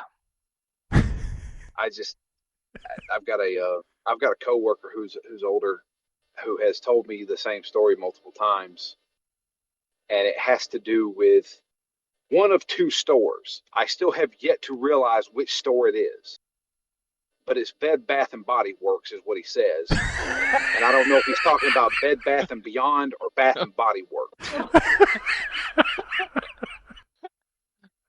Oh, that's great. Oh, shit. That 100% my dad would do. Yeah. My dad will send me text messages every now and then, and I'm like, I don't even know. I can't even come close to figuring out what this is supposed to mean. He sent me a text the one day, 2 texts. The first one said, "Mom card dead," and then the second text said, "We wear hack." I called him and I said, "What?" And he goes, "Oh, I was just trying to tell you that Claudia's card is dead because we were hacked." And I'm like, "Oh, well, you clearly communicated that effectively." Oh, fuck. It's not going to get any better, Ryan. I don't know if you've noticed yet. No. But your son, the way he talks, Yep. you're going to look at him. And I look at mine all the time. I'm like, what the fuck did you just say? I mean, you don't. I yelled at him the other day. I was like, you don't say hashtag out loud. Hold pound.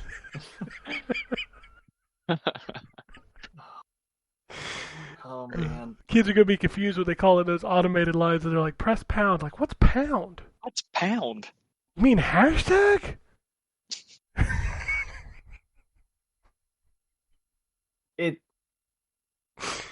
Yeah.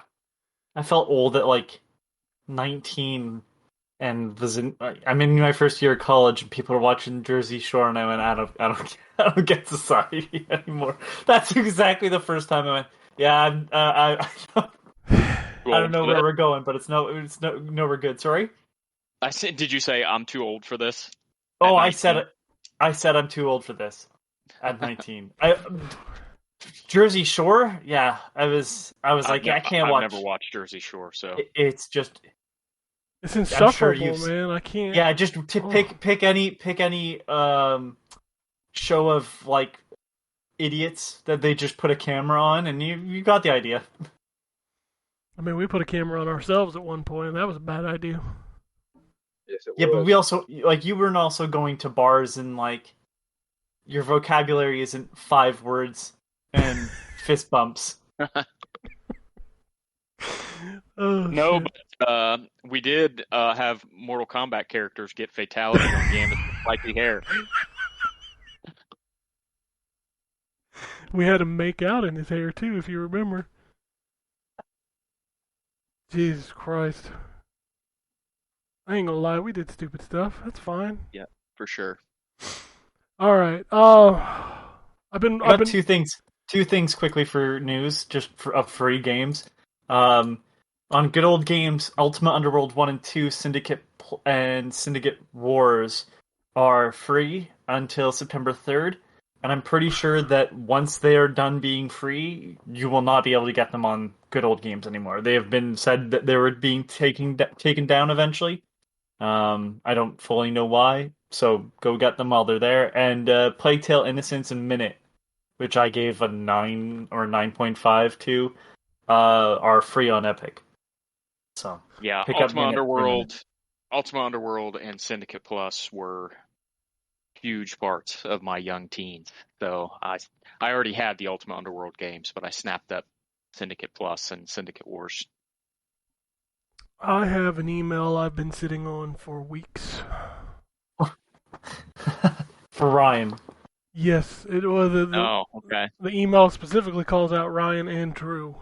Oh, Oh, wonderful. This Let's comes do it. this comes from Mookie, and it's about Assassin's Creed. okay. Ass and cool.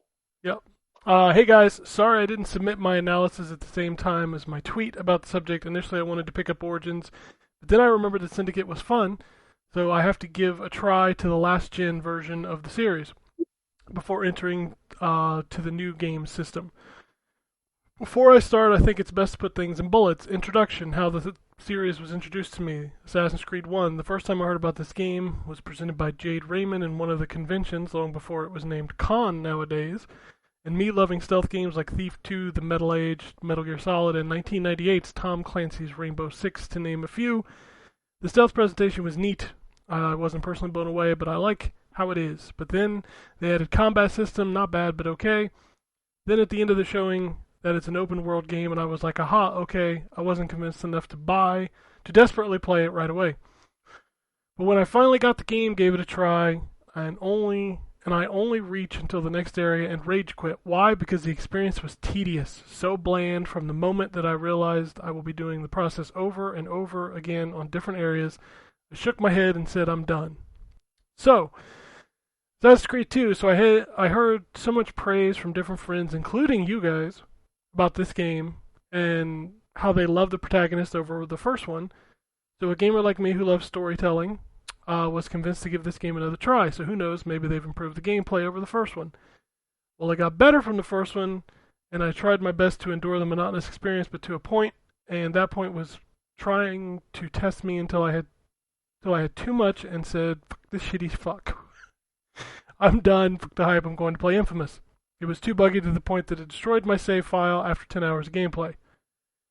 The stealth mechanics were okay, lacked subtlety for me. I feel so much of a badass when I successfully knocked out and hide enemies to lockers and such in MGS1. It's fun, faster, and feels good for doing it because the rewards are good at the end. But it felt so bland, not as exciting as taking down enemies that blend inside a group of people on the streets. Combat is highly forgettable. I've had better experience with Fighting Force on the PS1. Wait, which Assassin's Creed is he talking about This here? is 2. Okay. Or the Batman Arkham series. I guess this contributed to me stepping away from this. I have no issues with the open world because I still play that genre since GTA London when I specifically talk about Syndicate. It's pretty loaded with content, but a lot of rehashed stuff.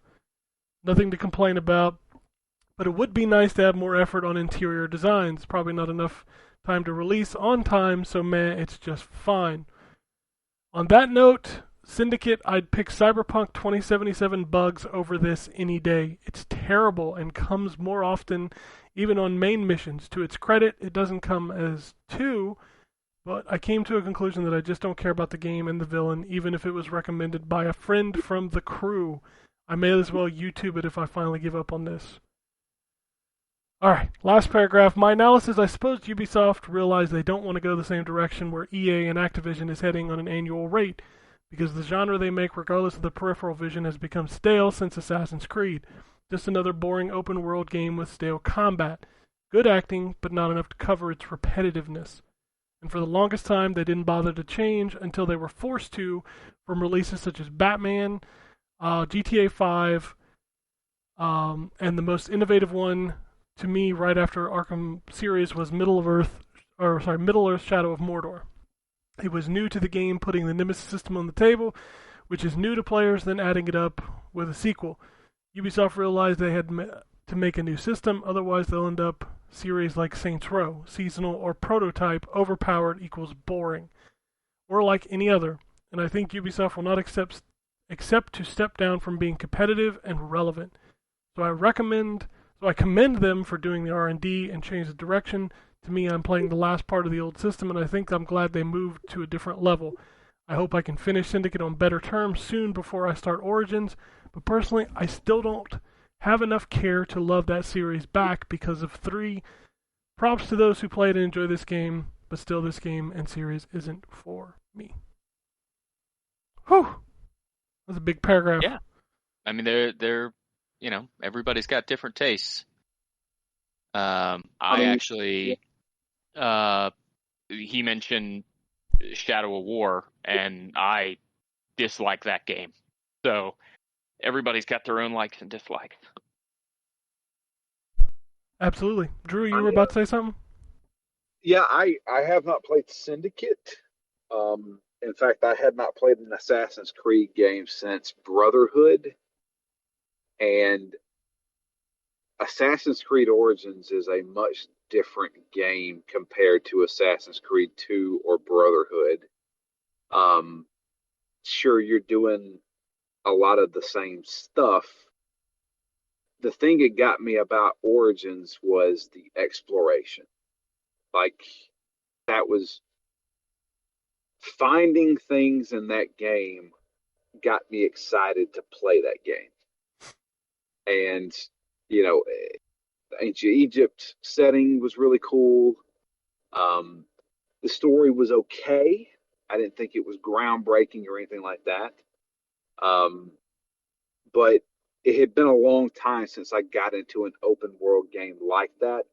And the reason why was because of the exploration, going through the temples, going through the tombs and stuff like that, and just revealing other parts of the world really got me into it.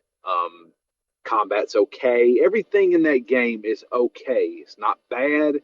It's not anything but okay. But the world and the exploration were top notch. So to me, I think that was a fantastic experience, and definitely not for everybody. If you're not into open world games, you're not going to ever really like Assassin's Creed, I don't think. But I wanted to play that one to get to Odyssey, which is the creme de la creme, according to everybody that I know. So when will I get to it? Who knows? I still think Odyssey is my favorite Assassin's Creed. Yeah. So good. Yeah, I go back and forth between that one and the of the recent ones. I go back and forth. I like all 3 of them for different reasons. Yeah, they're all 3 quality games. There was something about Odyssey that made me keep playing it so much longer than the other 2. All right. There you go. I got another email. It's from Iorkara. Hey yo, it's Iorkara, the guy who likes gaming and boobies. Drew, what's your relationship like with David Jaffe these days? Have you reached out to him? Does anybody know what he's up to? I do not have a relationship with David Jaffe. David Jaffe is now a streamer. Yeah, the last time I heard about him, he was talking to Colin Moriarty, both of them complaining about cancel culture, and how they just can't have a career in cancel culture. By the way, don't look into how much money Colin Moriarty makes off of fucking Patreon. Jesus Christ. All the people that complain about cancel culture aren't getting canceled. They're just being told they're assholes. I don't know. I've watched Jaffe stream a few times, and I actually like his. He's like cranky old man who smokes weed and yells at things, and it makes me laugh. Weed isn't strong enough, apparently. I don't know. His streams are funny to me, and he's got a fucking Gandalf beard, and he has a pipe now, and it's fantastic. I don't care what anybody thinks of me. I think it's funny. David Jaffe, I mean, say what you want to about David Jaffe. I respect a guy who will say whatever the hell he wants. He definitely does that. And he definitely does that. I mean, yeah, me and him had words at one point on Twitter, uh, and that was my 5 minutes of fame, I guess. But no, I have not spoken to David Jaffe in probably 10 years. What's funny about that is I actually have. Like, I've tweeted at him a couple times, and he's tweeted back to me. No, he is not afraid to engage with people. No, like I was joking with him about the old single track games on PS2 a while back. So, yeah, I've probably spoken to him more recently than you have. You definitely have. The last time I spoke to him is when he said I worked for a C-level piece of shit website. Was that, and then he made Drawn to Death. So you Yeah. worked on pieces of shit. Yeah. All right. When we had words, he had just released Calling All Cars, and I said, well, I don't care. I mean, why aren't the people that are obsessed with, like, you know, keeping legacy games around worried about calling all cars? Gee, I wonder.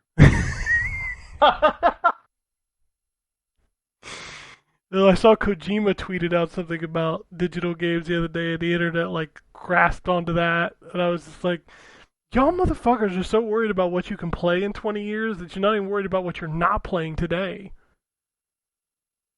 Like, Yeah. I mean, Yeah. fuck, everybody was worried about not being able to play NES games in the year 2020. You know what? I can play an NES game in about 12 seconds. Speaking of Kojima, we didn't talk about Hassan. I mean, what is there to fucking talk about? The dude's not even doing anything. You digging a hole again. Well, I know he's digging a hole. I'm done talking about that dumb shit. I just can't 8K textures, Ken. 8K on the PS4. 8K textures from an indie developer on the PS4. When, No games made. when will these what are we people talking learn about? from Hello Games experience? They never will. Never. Well, this guy, the thing with Hello Games at least, was that, like, they had put out an actual game that they themselves had made. Yeah, it was Joe Danger, but there was still a studio. Yeah, it's true. So, This is Oh, just one God dude damn. on Twitter posting that he made an 8K game on the PS4, and I'm like, oh, stop it. and this guy, Stop it. this guy also is feeding into the fact that this is definitely not a Kojima project. Wink, wink. But here's a dude in an eye patch. Oh, I can't wait for the angry people with their pitchforks. I mean, this guy's going Burn to him at the stake. It's like I said on Oh. Twitter that one day. I said, if this is not a collaboration with Konami or Kojima, this guy is going to get slaughtered. I mean, at this point, there's no other, there's nothing else. Yeah. He's just going to get slaughtered. All right. More ER Kara email. Guys, it's 2021. I turn on my PS5, go to the store, search for Ridge Racer, no results. I cry. I do not understand. It honestly makes me sad, man.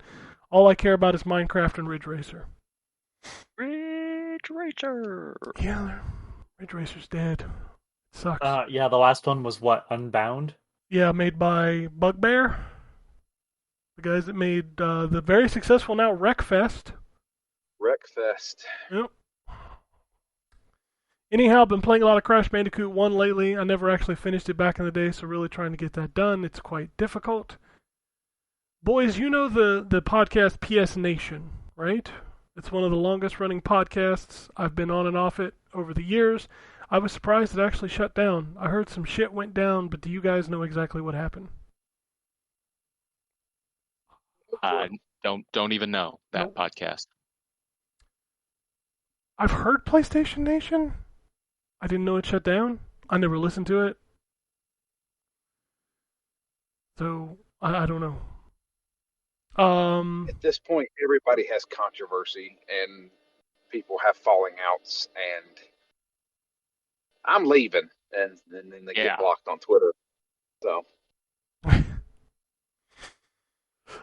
Well, I don't know. It's a weird world we live in. Seems like a great time for me to tell you guys, fuck all y'all. No, you're making the right decision. Yeah, we support your decision. I'd say we can expect better things from you, but that goes without saying. See, that's how you run a podcast right there. That's right.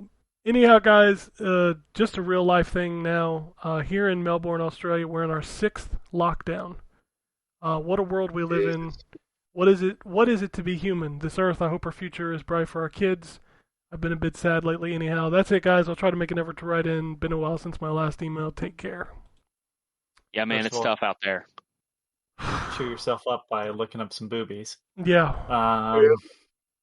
And I don't know how long their lockdowns are, but if it's like a month, that's pretty good. Because I feel like we've had 3, but we've had 3 in Ontario, and I'm pretty sure they've been way longer than most lockdowns elsewhere in the world. So except for maybe China. I got a So feeling. hopefully it's just short, I guess. I got a feeling we're headed for a big one. Oh yeah, Sure the feels that States- way. Yeah. I mean, If you guys don't want to have a lockdown, why don't you come to Georgia?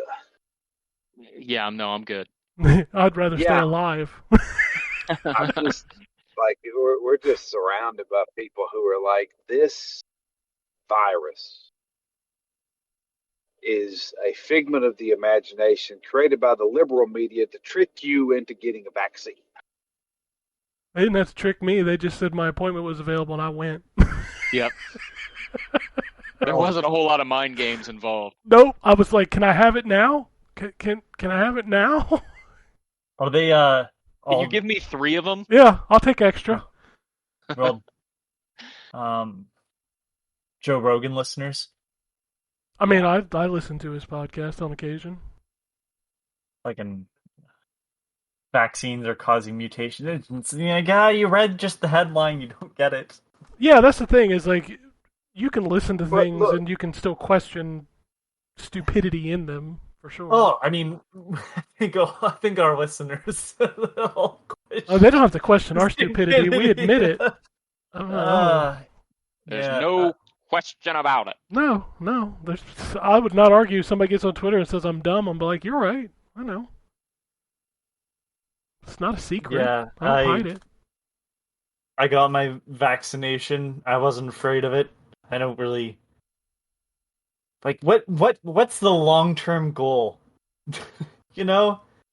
Oh, it's going to be the new world order. You To do make know that everybody's these arms magnetic. Yeah. I wish my arm was magnetic. That'd be sweet. Yeah, me too.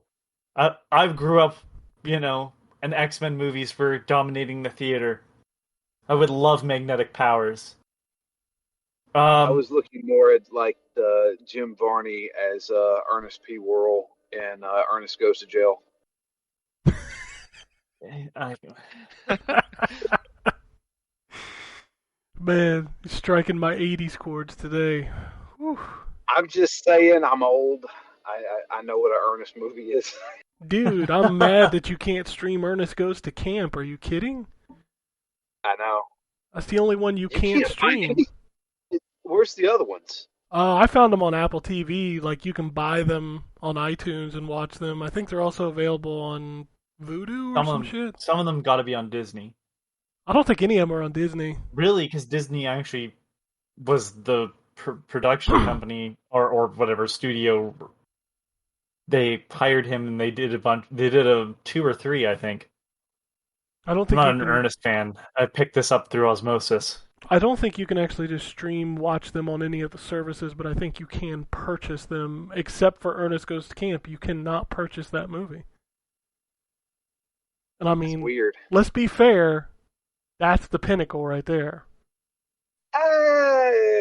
Ernest Goes to Camp is the best one. Ernest Goes to Camp is fantastic, but I still think Ernest Saves Christmas is probably the best. Ernest Saves Christmas is really good. That one is really good, but there's something about camp, man. I don't know if it's the badger.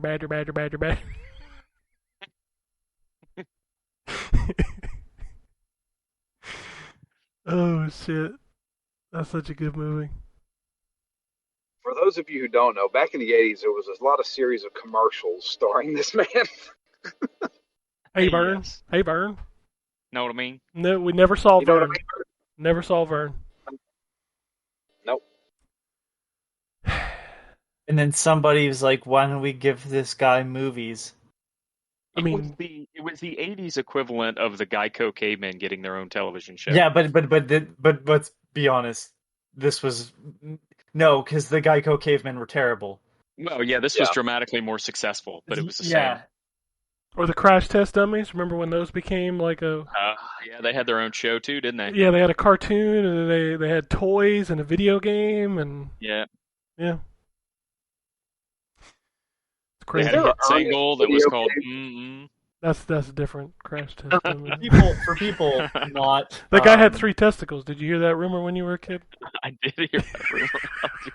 That's why he sang so low. Yeah, that's why his voice was so deep.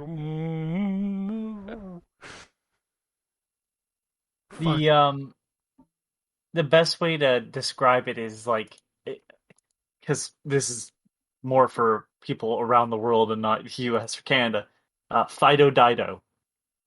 He was like Fido Dido, where it was a character that would show up in ads, but had really no relationship to the product. And somehow he took that character and made movies with it. And he was actually a very good actor. Oh my god, what's his name? Jim Varney. Jim Varney. Yeah, Jim Varney was really great in other stuff, but Ernest was the most popular thing he did, and then he died of lung cancer, Yeah. I believe. He played Jed Clampett in the Hillbillies movie. He was on Roseanne a couple times, I believe. Yeah, he was actually a Shakespearean actor. Yeah. Before he became Ernest. Know what I mean, Vern? Alright, we got a couple tweets before we get out of here. You need to use a picture of Jim Varney as Ernest. Holding the milk carton. Do you remember the milk commercials? Yep. Yeah, that's the one I need to use. Mookie says, played some decent, good games for the past 2 weeks, but before that I rage quit Far Cry 3, again because of a corrupt save game, by saying, fuck that, I'm not going to replay that shit. So better games, I played Squad, and man, it felt so good, I forgot all about Rainbow Six Siege and its seasonal event. Then I played The Ascent, and that game kept me off my feet in the middle of the night, a few hours before I need to get up and go to work. But the surprise was Desperados 3 reminds me of Commandos, but in a well-done spaghetti western setting. Fuck, it was damn fun. And I bid Far Cry 3 farewell because Far Cry 5 was on sale, so I moved on. He also sent us a picture of burger fuel. I ain't gonna lie, that looks tasty. I'd eat that. See if I can grab this link. Y'all can see the picture of the burger. There's the burger. The hamburger. That looks like how McDonald's sells you the burger in the first place, type of thing. Yeah, like their glamour shots. Yeah, that burger just looks like a glamour shot burger. I'm pretty sure that's just like his picture though, so that's what they actually served him. So yeah, I'd eat that. That's what I'm saying. Like it's just a quality burger that's handed to you. Yeah, that is not something you get at McDonald's. I don't know if you know that. McDonald's is not a quality burger.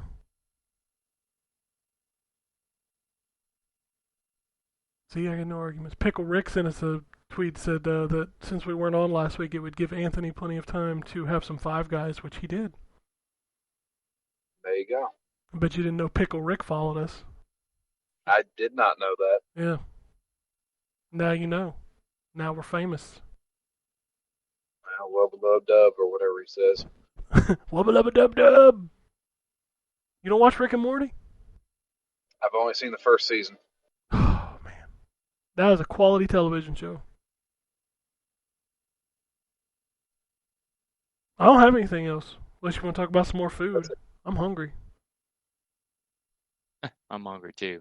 What are you gonna eat? I don't know.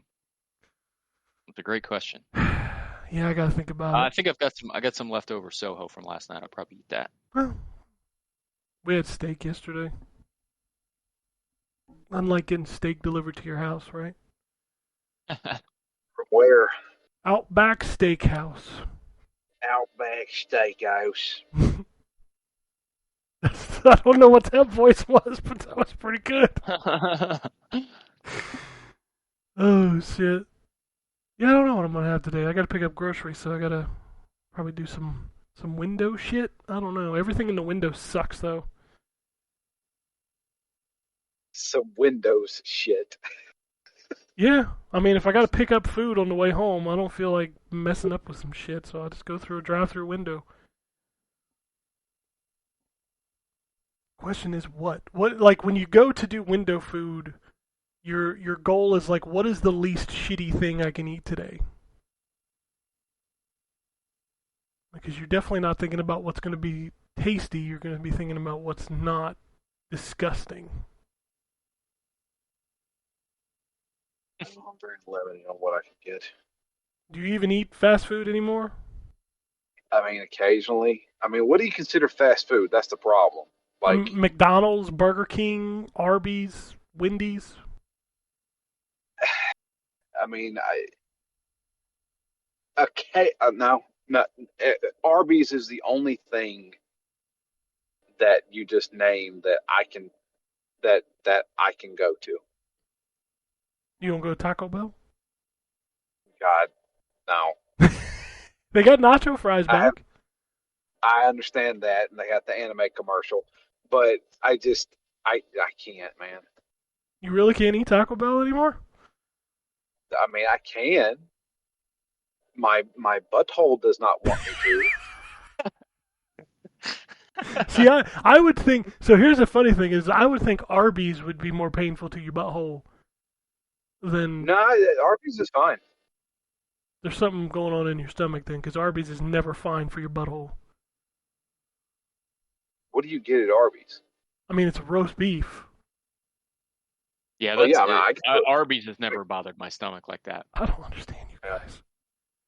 I get the Reubens there. Oh God, that would make me even sick. Reuben is like the nastiest sandwich on the planet. You're out of your mind. Oh, dude, I used to work in a restaurant. I had to cook those, and almost every time I would like dry heave when I'm making them. I'm like, oh my God. Do you not like sauerkraut at all? I hate sauerkraut, and I do not Oh, like corned man. beef. I don't like like. There's nothing on that sandwich that I like. You are missing out. No, I am Sauerkraut is not. amazing. Especially hot sauerkraut with Oh, mashed potatoes oh. and pork. I'm about to Oh, vomit man. right now. Oh, Do you God, know- All love I'm gonna it. say, is you people, both of you are Ken, I can't believe, like, what do you eat at Arby's that makes you not feel well? It's because he treats his body like shit on the regular, so when it has real food, it rejects it. Arby's is real food? It's more real than the shit you eat. Motherfucker, I eat Outback Steakhouse. That ain't no Outback fucking... Steakhouse. I eat Outback Steakhouse. That shit is higher quality No, tier than Arby's just roast right. beef. It is higher quality tier than Arby's roast beef. Yeah, fuck Yeah, that. They fly that steak in all the way from Australia. Australian cows. Yeah, I don't buy that for a minute, but I do know it's Flew a better... a boomerang. They just flick That's why you it. gotta get it quick, otherwise it goes back. That's right, because if you don't get it, it's gone. It's gone. Goes back to owner. I don't know. You think I eat nothing but shit anything, but I'm going to tell you this right now. I won't go to Burger King anymore. I will not go to McDonald's. Well, okay. Well, the McDonald's one is. I even go to McDonald's now and then, although Like, those No, places I they're just not won't good. eat. Like, I'm with Drew. Burger King is the fucking worst, and I've made that very clear in my opinion. Dude, before. Burger King used to be one of my favorites when I was a kid, but I'll tell you right now, in the last 10 years, that has been one of the worst fast food restaurants I can't It eat really is. It's bad. Like, I can eat Arby's on occasion. I can eat Taco Bell. Way more often than you're going to admit right now. No, I mean, I could eat it once a week. That's not I didn't. worse. No way. No way. I couldn't I do that. don't, but I could. Like, McDonald's, I couldn't tell you the last time I ate there. Burger King, can't tell you the last time I ate there. I can eat Wendy's on occasion. Not a big Wendy's fan. Wendy's Wendy's is my favorite of all the ones you just listed.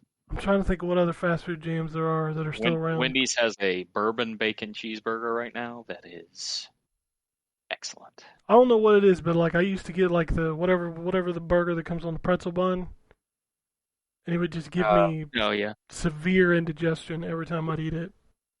So I kind of haven't been back Like to Wendy's in a while. Culver's. Culver's burgers, man. I've had Culver's 3 times in my life, and every time I got sick there. Oh yeah, I can't do Culver's. I think it's gross. We've got one right down the street from our house, and I can't do it. I think it's disgusting. I think I've had Culver's 4 or 5 times, different occasions. It never made me sick, but I mean, I don't think it's anything to write home about. I do like a I good don't steak have and that, shake burger. I know that's probably a local thing. No, we got steak and Is that shakes what here. you're Well, Dude, Steak and Shake is so gross. I mean, I can eat it on occasion. Freddy's is so I'll much take- better than Steak and Shake. I don't have a Freddy's. Yes, there's one in at Liberty Center.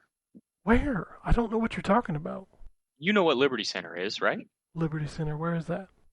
Right down the exit right before Voice of America. Oh, God! Tylersville Road. That's a long-ass drive. I know where that's... Yeah, No. I've been to Freddy's. Never mind. I know Yeah. it's an ice cream jam. And it's like Steak and Shake. Yeah, I've been there a few times. But, dude, that's like a 40-minute drive for me. Well, I mean, that's the price you pay for some half-decent food. I can get half-decent food closer than 40 minutes. And What, that's just Steak one and way. Shake? You could cook it at home. I do cook at home. Okay, well My then- burgers are delicious. You don't even understand. I get Are they- local meat. Are they better than oh my god, Five Guys? I mean, if you want to come over and judge it, I'll let you. I would love to. I'm driving across the border and it opens up sometime soon. Sometime soon we'll let you back in here. We don't want you to bring your Canadian version of the virus, you know. Oh, That's right. We've got our own very transmissible American version of the virus. Maple syrup ass virus. Trying to beat it to death with a hockey stick. You don't even know what you're doing up there. Some damn moose virus. Moose virus. What the fuck is even happening? Oh, shit. I'm out. I'm tapped out on Canadian stereotypes. I was saying, you only got like 3, because they only got like 3 stereotypes. Tim Hortons ass virus. The A virus. Yeah, the A was the one I was trying to work out some joke with the A. Yeah, Tim Hortons. Good lord. I have a Tim Hortons closer to me than a Freddy's, and that Look, makes me feel like I'm being invaded by Canada. Honestly, more and more people are getting McDonald's coffee because it's the old Tim Hortons recipe. I mean, So, yeah? Yeah, they changed when the company that owns every other fucking fast food restaurant, like Burger King and stuff, took over. Like the quality went down. There's a surprise. Isn't there like 2 conglomerates? Because doesn't like one of them own like Pizza Hut and KFC and Arby's, and the other one owns like Burger King and... Yeah, the conglomerate that owns KFC and Pizza Hut and Taco Bell Yum. is the other one. Yeah, Yum. That's right. Yum Foods. Because I know there was where I used to work, there was a place you could go to a drive-thru that had Taco Bell and Pizza Hut. Like you could just order whatever you wanted from either of those places at the drive-thru window. yeah, they got that with KFC as well. Oh yeah, KFC is 100% that same company. I miss when we used to have A&W root beers around here, but I haven't seen one of those in a while. I know where there's one. Yeah, Do you? Yep. Is it 40 minutes away from me? Maybe from you. So if you keep going down, you know where the Dayton Mall is. If you keep going down that road past it, Yeah. there's one down there. It's in a combo with a Long John Silver's. Oh, okay. Yeah. I will tell you that the couple times I've been there, it's not very good because the burgers or the fries kind of taste like fish. You can probably figure out why. Yeah. So, but yeah, that's the only one I know of that's still kicking around.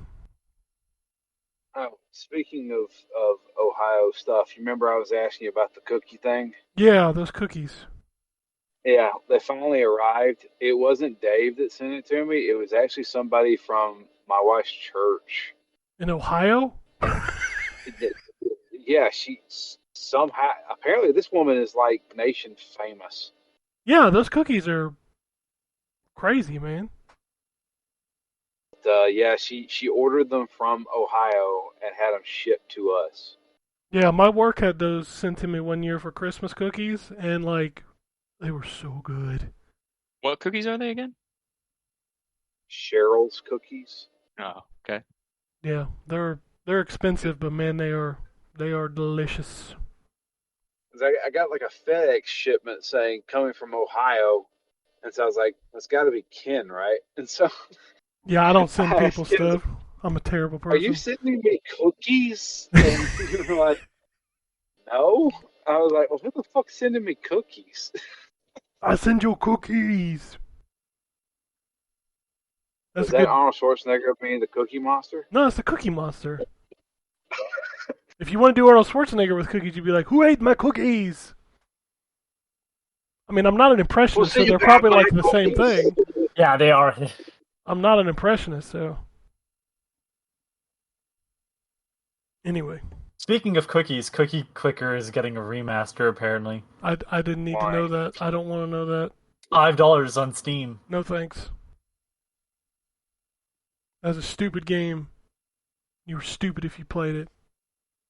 You didn't want to bring around the Cookie Apocalypse? No. I love the lore in that more than I actually love the game. See, I actually work in marketing, so cookies have been the conversation as of late because you know cookies are going away, right? What? Are they? Yeah. The browsers are removing third-party cookies at the end of... I think Safari's already got rid of them, but like Chrome and the rest of them will get rid of them at the end of 2023. Huh. So cookies go bye-bye. Yeah, great. Yep. Can't wait for the next stupid idea. I know Flash had security problems, but good lord. Flash be gone, son. Killed part of the internet. I mean, that's what we do. Yeah. Anyway. Also, I forgot to mention, I'm sorry, Ryan, but you won't be able to get a foot bath by the end of the year. What is I won't. What is happening right now? Oh. Yeah, the Amico was delayed. Oh, that's right. That was delayed, wasn't it? Yes. Into 2022. Never coming out. Hey, the Polymega's coming out in September. Oh yeah, I forgot about that. Yeah, after going radio silent for like a year. And being sued by somebody in California. Probably rightfully so. I don't know. Y'all need to stop. It's real hard to get into video games. I still see people like creating support groups for Stadia, and I'm like, y'all just need to pull the plug on that one. I could make a terrible joke. I'm not going to. No, don't make that joke. Death is not funny. Neither is this podcast. Anyway, that's the show for this week. What terrible things will we do next week? Who knows? Tune in and find out. Tune in and find out. We're nearing 15 years of terrible things. So. True. If you want to shoot us an email, podcasts@ztgd.com. If you want to follow us on Twitter, it's at N4G Podcast. If you want to follow all of us on the Twitter, I am at ZTGD. Drew is at DML Fury. You're back on that, right? That's right. Yes. Ryan is at Wombat RP, and Anthony is at Complacent Robot. You can follow the site as ZTGD Content. Drew, when is Phoenix Down coming back, you son of a bitch? Next week, we are going to be diving into Yakuza 2. You're going to have to forgive me, anybody who listens to it, because I played the majority of what we're going to talk about 3 weeks ago, and then, well, everybody knows my mother passed away. I don't remember anything about Yakuza 2, but I'm going to do a podcast about what I played 3 weeks ago. Kiwami 2, to specify, because I'm sure it's quite different from the PlayStation 2 title. Yes, it is. But yeah, we are doing Yakuza Kiwami 2, and we're going to do, to the best of our ability, that first episode. After that episode, it may be rough, but second episode will be right on track again. Right on, like Donkey Kong. But unless anybody has anything else, we can get out of here and go eat some Arby's / Taco Bell / KFC / Freddy's. Peace, bitches. Alrighty. And it goes something like this. fail.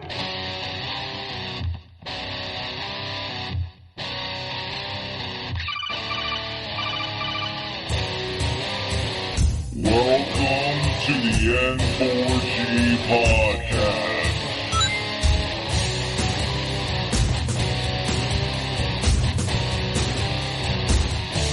Oh, you can...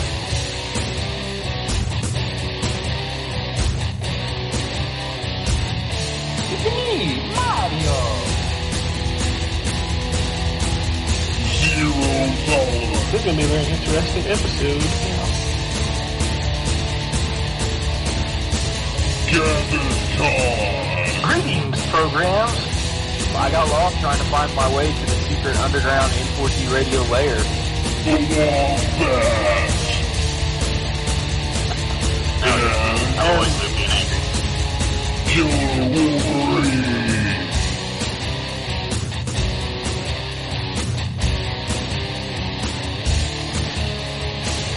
Play games, not consoles. No fanboys allowed. And then I killed the dragon. Then I killed the dragon.